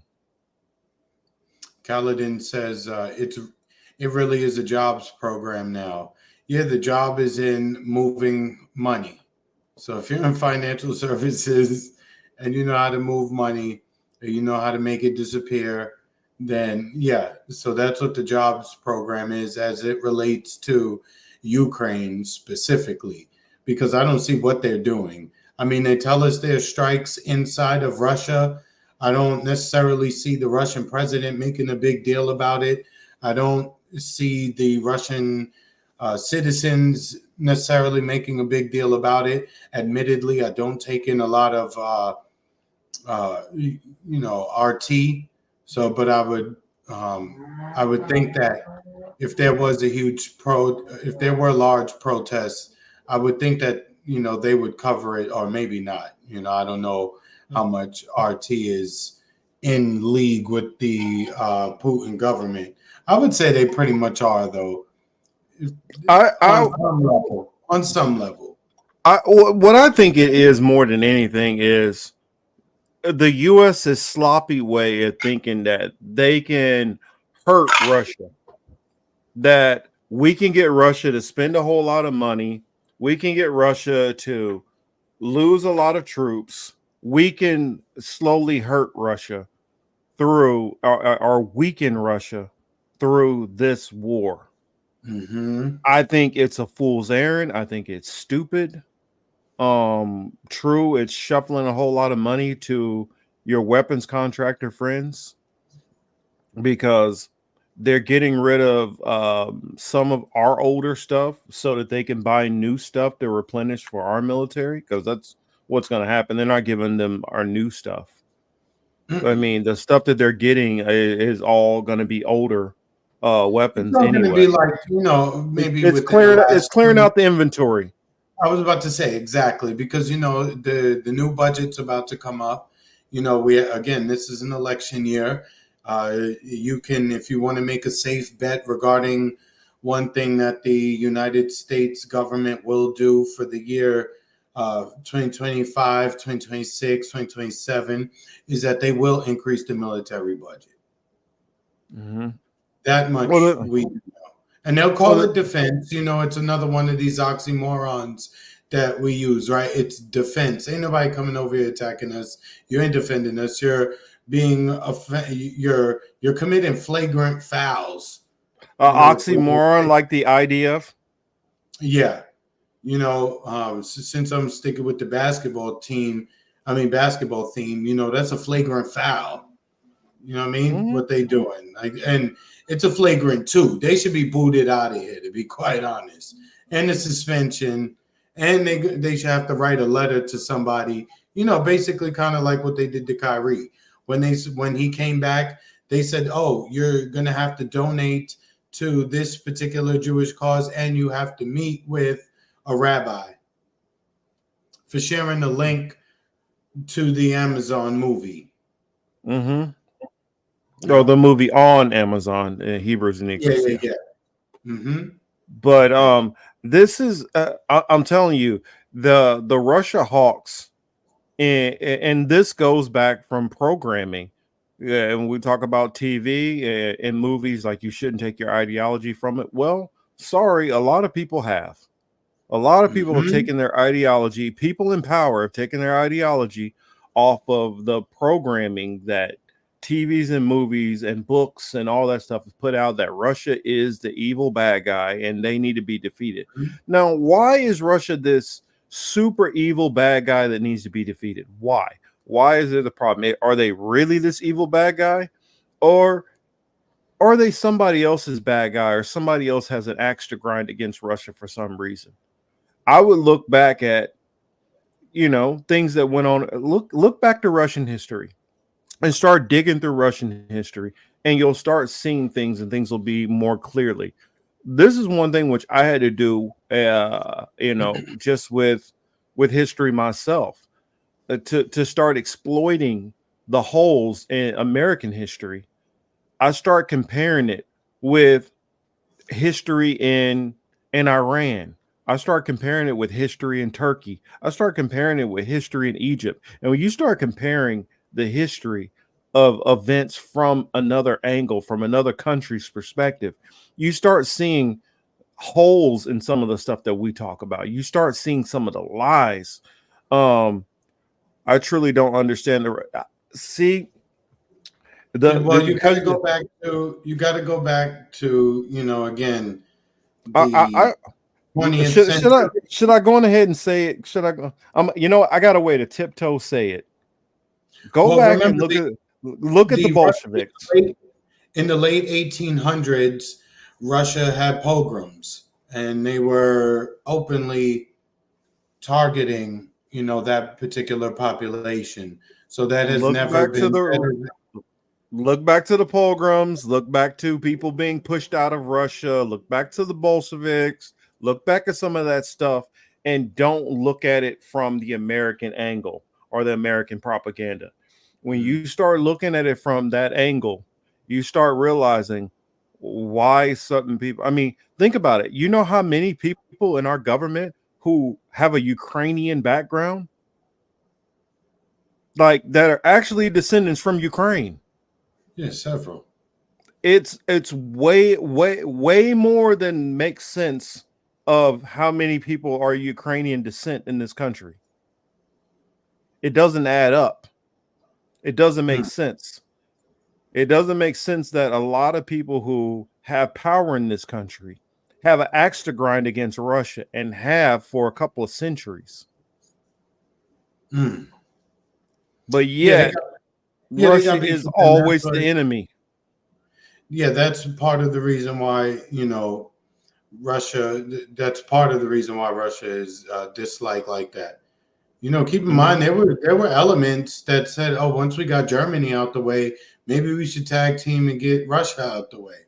And they Yeah. knew about those conversations. They had their spies embedded, all over the place, much like the opposition had spies embedded all over the place as well. I wouldn't say America is jealous of Russia I per wouldn't say it's se, jealousy. but remember that the people who would most have beef with them are pulling strings here in the United States. Well, here's something. Um, people who had a problem in Germany, some years ago. Where were they at before they were in Germany? Russia. So it's people who had a connection to Germany and Ukraine and Russian and Poland and places like that, who somehow happen to be advisors to most of our politicians, just so happen to want to go and attack this place over there that they had a beef with, that their ancestors had a beef with, and just so happen to want to attack all these countries that have something to do with a little country that sits in the Middle East. And also, they could try to mention the Cuban Missile Crisis all they want and all that other shit, but that's not that is not the main reason. I just didn't want anybody to get it twisted. Perfect example, Kissinger. Where does Kissinger's family go back to? Where are they? Think about it. Hungary, Poland? That's what I'm saying. Yeah, if y'all start looking at these people who had the biggest axe to grind against Russia, why? Why were they so frustrated with Russia? Let's look Because it up. does it didn't who kicked the Bolsheviks out? Wasn't it Stalin? No, Stalin was one of them. I mean, not Stalin. The who came after? What's his name? Oh, I know you. I'm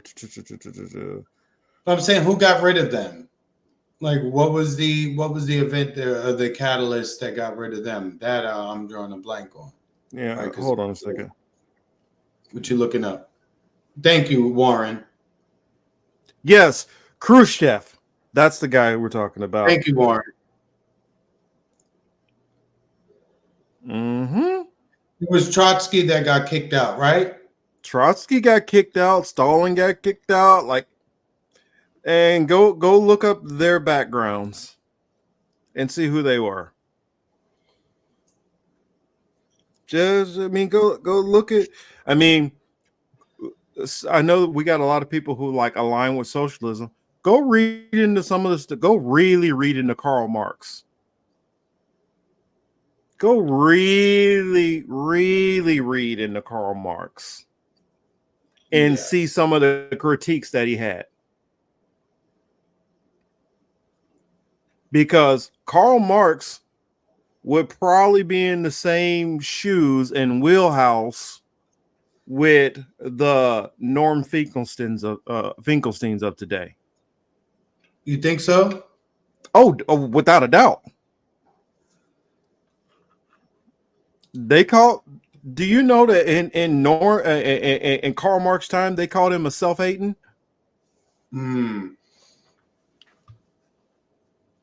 Now, was he just advocating for a more kinder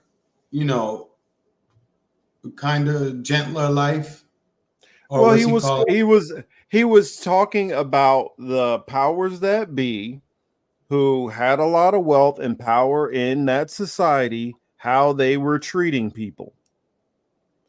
and he Mhm. was talking about basically the laissez-faire, unbridled capitalism and how Mhm. they were treating people. And it just so happened a lot of the people that he was criticizing were his own people.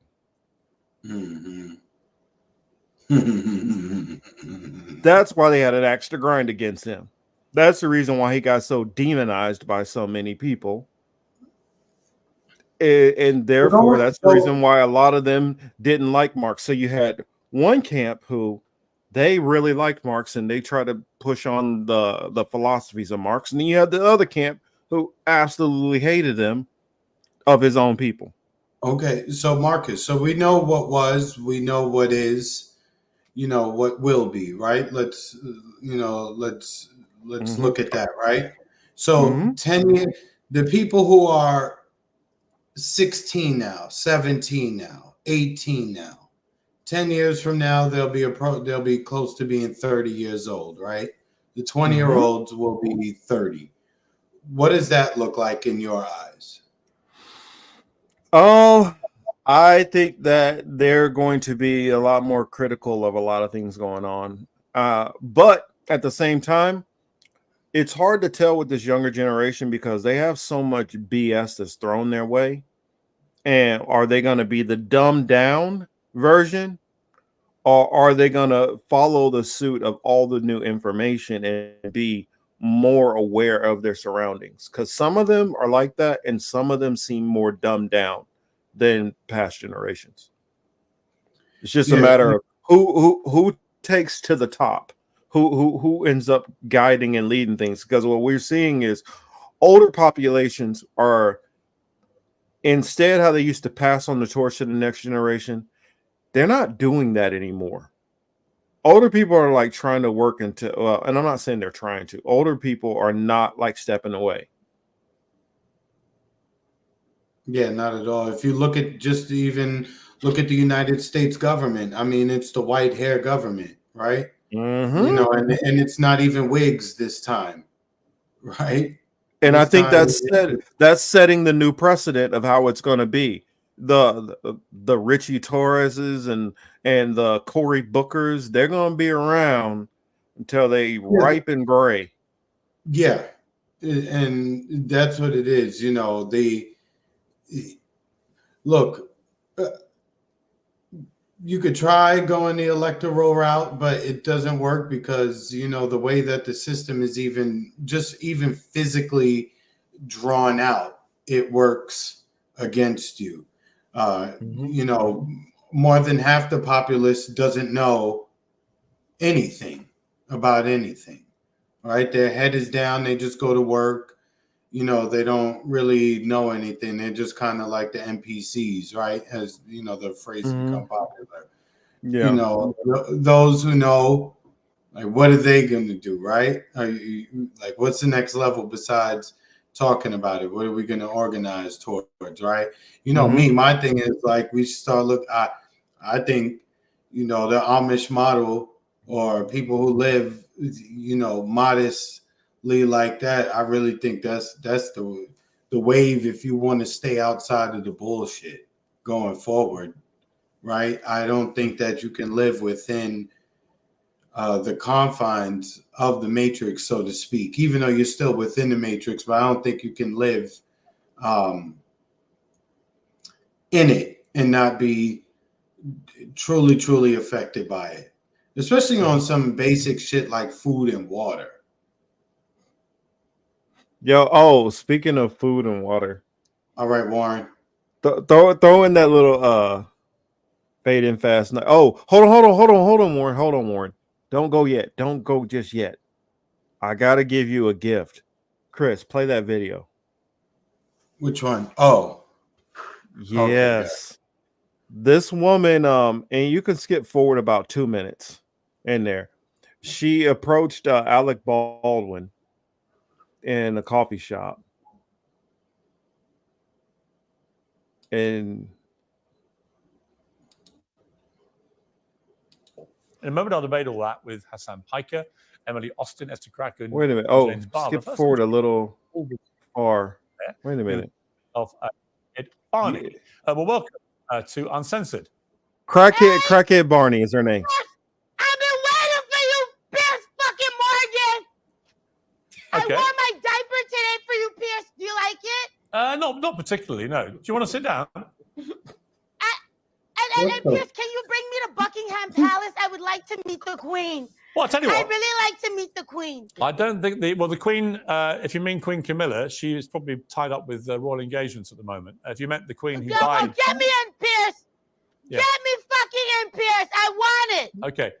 Can I take you back, if I may, to what you did to Alec Baldwin? She really Explain why you did it. What did I do to Alec Baldwin? Pierce, do you see the damage that Alec did to me?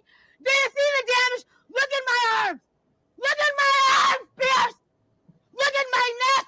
I was they put the You're telling me what I did? No, you weren't maimed by Alec Baldwin on Monday, were you?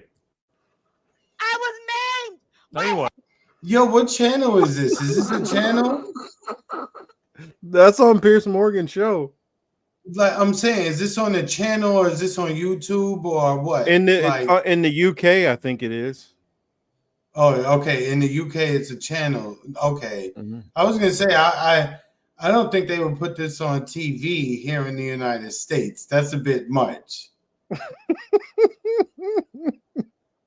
Yes, her name is Crackhead Barney. Yo. Don't say it. Don't say it. Don't Say it. Say it. Say it. Don't say it. Don't fight it. Fight it. Don't fight it. Yeah. Yo, this is wild. This is wild. I was like, yo, did they really put this shit on there? My neck is broken. No, it's not. Look at my legs. My legs don't work. Look at this. Pierce, are you another white devil? Pierce Morgan, don't do this to me, Pierce. It's too early in the morning, Pierce. Pierce, it's too early. Not the wig. Your wig's come off. It's not a wig, Pierce. It's my hair. I'm a white woman. I identify as a white woman. Let me ask you seriously, if I may, for a moment, because you're trying to make a serious point, Yes. I presume, with Alec Baldwin. He was getting a coffee. You run in. You call him a killer. I was getting a coffee too. Okay, but you I decided was to. getting a coffee Okay, too. you don't have to shout at me as well. We can have a civilized conversation. I want to know Okay. seriously. I'm very civil. I wanted to know seriously why you did what you did and what you hope to gain by it. Yo. That's why she made herself white, because she identifies as a white woman. Yo.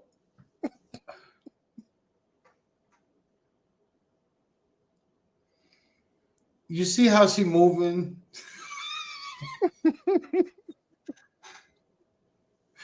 Just look at the movements, yo. Now I'm rating this as a performance. Let me see how good her crackhead is. Let's see Oh, if it's definitely she's a good as performance. Pookie. Yeah, let's just see if this is as good as Pookie, right? Let's see. Oh boy. Pierce fucking Morgan. You're asking too Just for the many record, my questions. name is actually just What's Piers Morgan. wrong with saying free Palestine? Pierce, can you say free Palestine for me? I Pierce, think can you say free Palestine for if me? you stop shouting, yeah. I want you to say it. Yes, I'm happy to say. Okay, Yeah. I'm not going to shout. If you just Mr. Pierce Morgan, if you just please keep say quiet, free I can answer your Palestine. question. Yes, I'm very happy to I'm say never that. quiet, Pierce. Sorry, you're still talking. I'm never quiet. Okay, but try. I'm never Otherwise, quiet, I can't. Pierce. I cannot You asked me shut to up. do something. If you don't shut up, I can't give you the answer. Oh my God. Okay, yeah. Okay, I'll shut up for you. I Pierce. absolutely believe that Palestine should be free. Yes. Oh, okay. And how are we going to do that, Pierce? Give us the answers, Pierce Morgan. Give us the fucking answers. Okay, How are we going to make Palestine free? Yeah. If it was as simple How are as we me, going to do it? if it was as simple as me just giving a simple answer now, it would have been done by now. It's a very complicated issue. But let me ask you again. Why? Let me ask you again, seriously. Why did you do what you did to Alec Baldwin, and what did you hope to achieve? Alec Baldwin. Look at me. Pierce, honestly. Pierce, look at my body. Look at this. Look at me! Pierce, I was maimed by a white man. Listen, But here we I am. understand you're a performative beating- artist. I understand you're trying to make everybody laugh. You're You've beating black made people your via joke rape. about your So terrible via maiming. satellite, you're lashing me. Right. Okay. I'm not I lashing was you. beaten. This is the third. Do This you is wanna- the third white man to beat me this week. Right. Third Okay. white man. Yesterday, my white boyfriend beat the shit out of me. This is the third white man. Monday was Alec. The second day was another white man. Third day, Pierce Morgan is beating me up on international TV. Oh my God, Pierce, you're hurting me. Pierce, you're really hurting me. Oh my God. Yeah, that that was the gist of what I was saying. Yeah. Jesus. Yeah, I saw that. I was You're like, I gotta show terrible. this. Remember, I told you Pierce's show has become a circus. And you did not lie. I mean, you know, I would never sit and watch no shit like that, right? I only did it because Oh, I of the would, show. Like, I'm that messed up yeah, in the head that I find this entertaining. yeah, because she already irritated me in the first probably 7 seconds of her appearance, right? So my ADD would have said click, but you know, just maybe if it was late at night after I hit, you know, I probably would watch it and just laugh at the utter stupidity of it. But I mean, yo, that really does probably come on, you know, some kind of network out there. Like people could stumble upon that sitting on their couch or laying in their bed in Britain, right? Just on their cable box, like the old heads who've been watching Piers for years. Wow, that's crazy. Like, I honestly want to go bump into a celebrity out here and see if that'll be enough to get me on Pierce Morgan. I mean, obviously it's that easy. No, come on, dog. Nah. See, you forgetting. See, here's where you fucking up. First of all, you ain't got the white paint on your face, okay? So you fucking up right there already, okay? You ain't even put on the uniform. And thirdly, yeah, it don't work for men. You don't have titties like her. I can't put on the halter top either. No, I'm not doing that. So yeah, maybe you got an A cup, maybe approaching the B cup, but you know, she looked like she was probably like, you know, CD somewhere around there. You know what I mean? But yeah, you can't compete with that. So yeah, that won't work for you, dog. I don't want to see you out there like that. No. No, I ain't gonna do all that. I definitely wouldn't do all that. But yeah, that's what I wanted to share. Oh yeah, I guess we can. Oh, You yeah. know, I wonder how much the check is for that. What you think they get? Like $2,000, $1,500, Yeah, something like that. right? Because what is it that Dana White? What is it? The slap. I've showed it on here before. The slap competition. You know, those guys are only getting paid a few $1,000s to get slapped in their goddamn face. So, so for an appearance like that, I would assume it would be less. Yeah, I got to be at a block. I'm not letting somebody just openly hit me and put my hands behind my back. Not doing that shit. Yeah, Couple so you gotta thousand? be. So who looks worse though, really? Piers Morgan for having that on his program, or for the woman acting that way? I'd say Right? Pierce. Correct. Because you're exploiting, you're exploiting somebody who doing crazy shit for money. Not even exploiting. You're trying to be funny and go viral, and your shit is actually whack, really, because you know you could have found a better acting crackhead. That would have made it funny. Shorty was too extra like Kevin Hart. Well, he thought that she was going to be crazy in the thing, and then she was going to get on there and then like clean it up and then give him respectable. She thought that she was going to, oh, I was just doing this for performative purposes, but blah, blah, blah, blah, blah, and be serious. But the part about this third white man this week, that was funny. That was funny. But if you see, she only got that opportunity because like Alec Baldwin did like he snuffed her. He was like, "You get out of here, get out of here." And then she was like standing there like filming him and like say Palestine Palestine will be free or whatever, and he like boom pushed her in the camera back. You know, on some level, you should be allowed to punch somebody in the face, right? Because quite honestly, if I go to the store and I'm going to get my bacon, egg, and cheese sandwich, and I'm walking out the store going to my car, and you just running alongside of me, screaming at me, all in my space. Yo, if I give you a left hook, I shouldn't be, the authorities, if they come, should just be like, oh, well, you're playing the man too close. Go about your business, right? But you should be allowed to do that. It's one thing if you go out your way to Oh, do she something. definitely gonna sue him. Yeah, she she's definitely gonna gonna sue Alec Baldwin. She should lose. You know what I mean? But she Not won't. a This bad, is LA. She ain't gonna lose. yeah, that's crazy. She's not gonna lose. Oh yeah. Crazy. So I guess the last thing, since I did promise that I would show that before and after. We can go ahead and put those up. And I'll tell you, I told y'all last week, I said I'll tell y'all the weight I was there at the highest to where I am now. Granted, I still got ways to go. And I've kind of rehydrated from that my weigh-in weight to my today weight. So I'll give y'all what my today weight is and what my biggest loser weight was. In this picture, that is today at what, about 253. I weighed in at about 245-ish, 243. That's what I weighed in. So I rehydrated, and that's where I was. But show the before. Yeah, I got you. I'm going to get that now. The before picture, I was 282. So letting you guys know that I did put on a little bit more than I planned. I guess taking a moment to get that one, but Yeah, there we go. Got it. Yeah. Just waiting for it to load. Yeah, because I wanted to give y'all the before and the after so y'all can see the difference.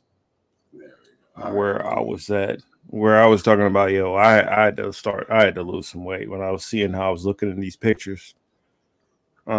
Which I still probably got about 20, 30 pounds I want to knock off. You see right there, I'm at like 282. So as you guys can see, I was definitely bigger there. So in other words, Marcus said, try me if you want to. Yeah. Don't get it twisted.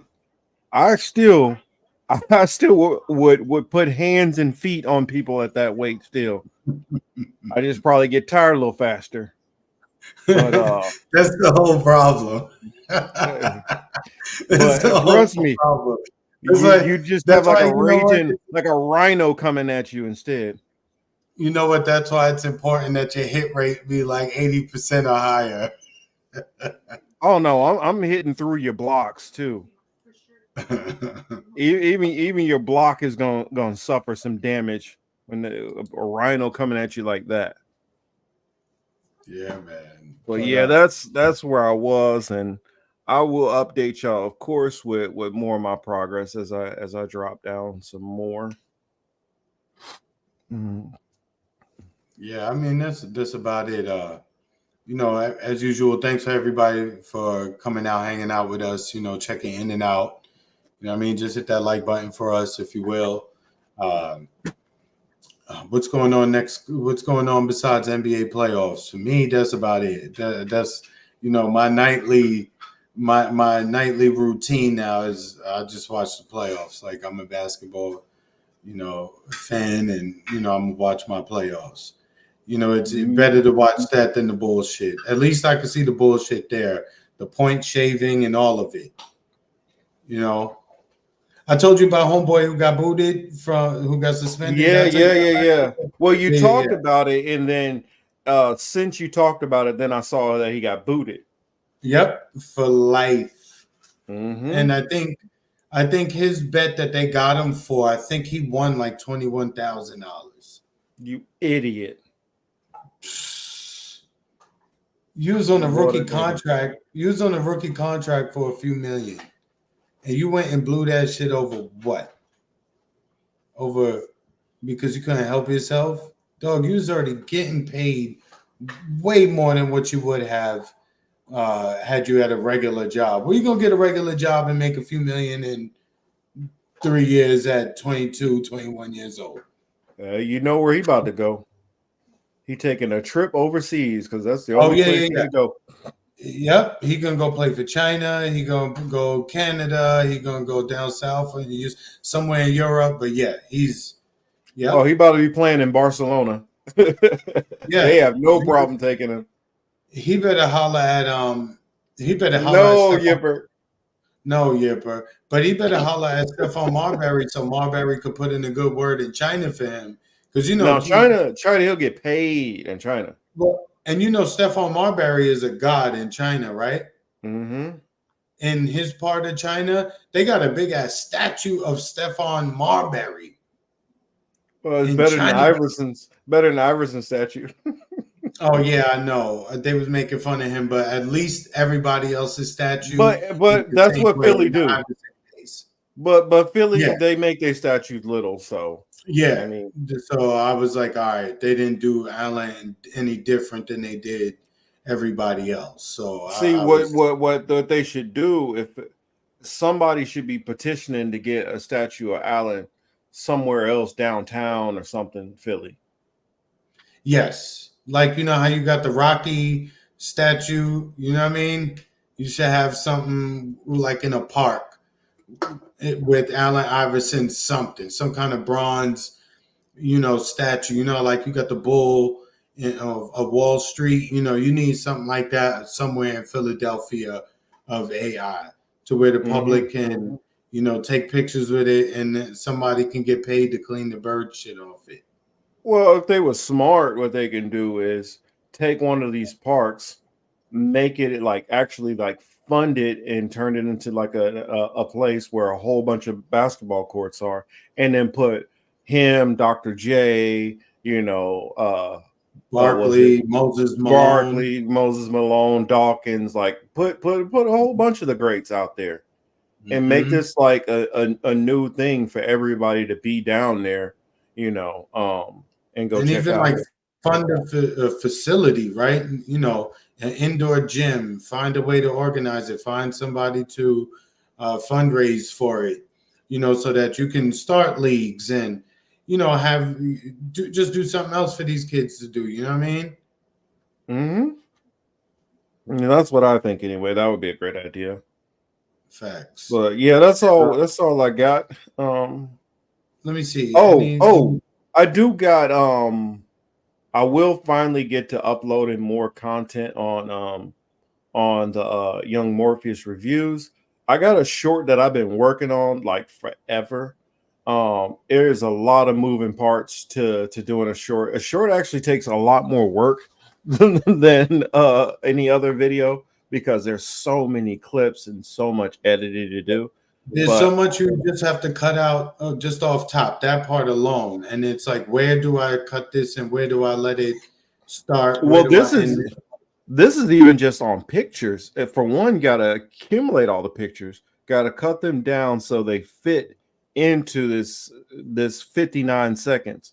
Then the names and like because this one is That what movie is look it? corny, yeah. This is the wire to what is it? No, is it? Oh yeah. From Oz to the Wire. So it's all the actors that were in Oz and the Wire, or at least all the notable ones. Okay, yeah. Shogun ended. That was Which I'll watch that one and do a review on it eventually. No, I Yes. did not watch Beast. But I'm finishing up Sons of Anarchy right now. Well, I'm halfway through the final season. Okay. Yeah. So I didn't watch Sons of Anarchy. I mean bits and pieces of it here and there, but I didn't really watch that one. yeah, that's one of Um, those things you got to kind of watch all the way through. It's not really good. Just watch a little bit here and there. You kind of don't get the context. Um, mhm. but I You got a review to do on Monkey Man and on the Civil War wait, Monkey Man, the kung fu flick with Buddy from with Dev Patel. yeah, with Slumdog Millionaire. No. Hotel Mumbai. Oh, okay. Wasn't he in that too? Ain't that the same I don't dude? know. Was he in Slumdog Millionaire? I thought it was just Hotel Mumbai. That's the one where he's like the defender and he got to wear the mask and he's fighting. It's like the Indian version of John Wick, right? That's what. Yeah, that's what I said. It's more like an Indian version of John Wick, but it's. Yeah. I Is don't this want to spoil it. V3? It's more to it. I need to Is because this V3? My V3? Is it not?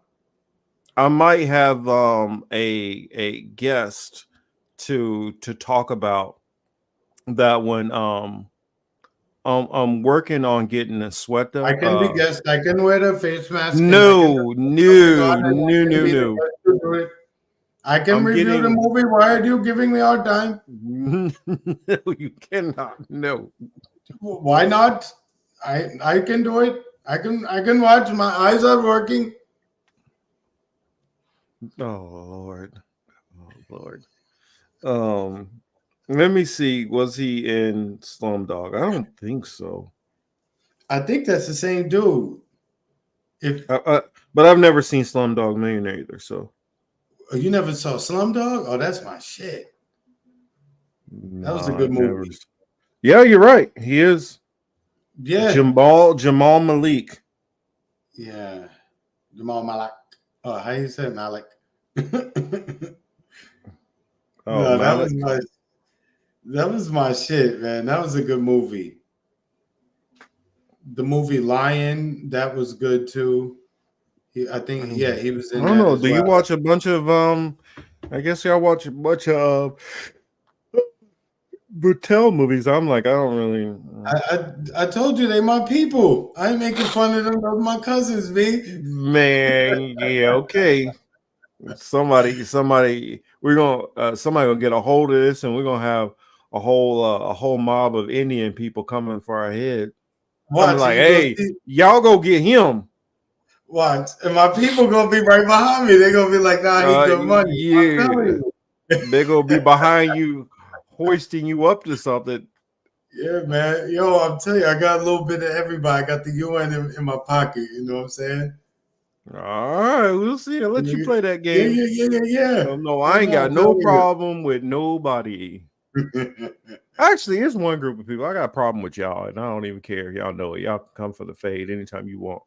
I'll fight 3 or 4 of y'all at the same time because I look at most of y'all as bitches anyway. But sorry.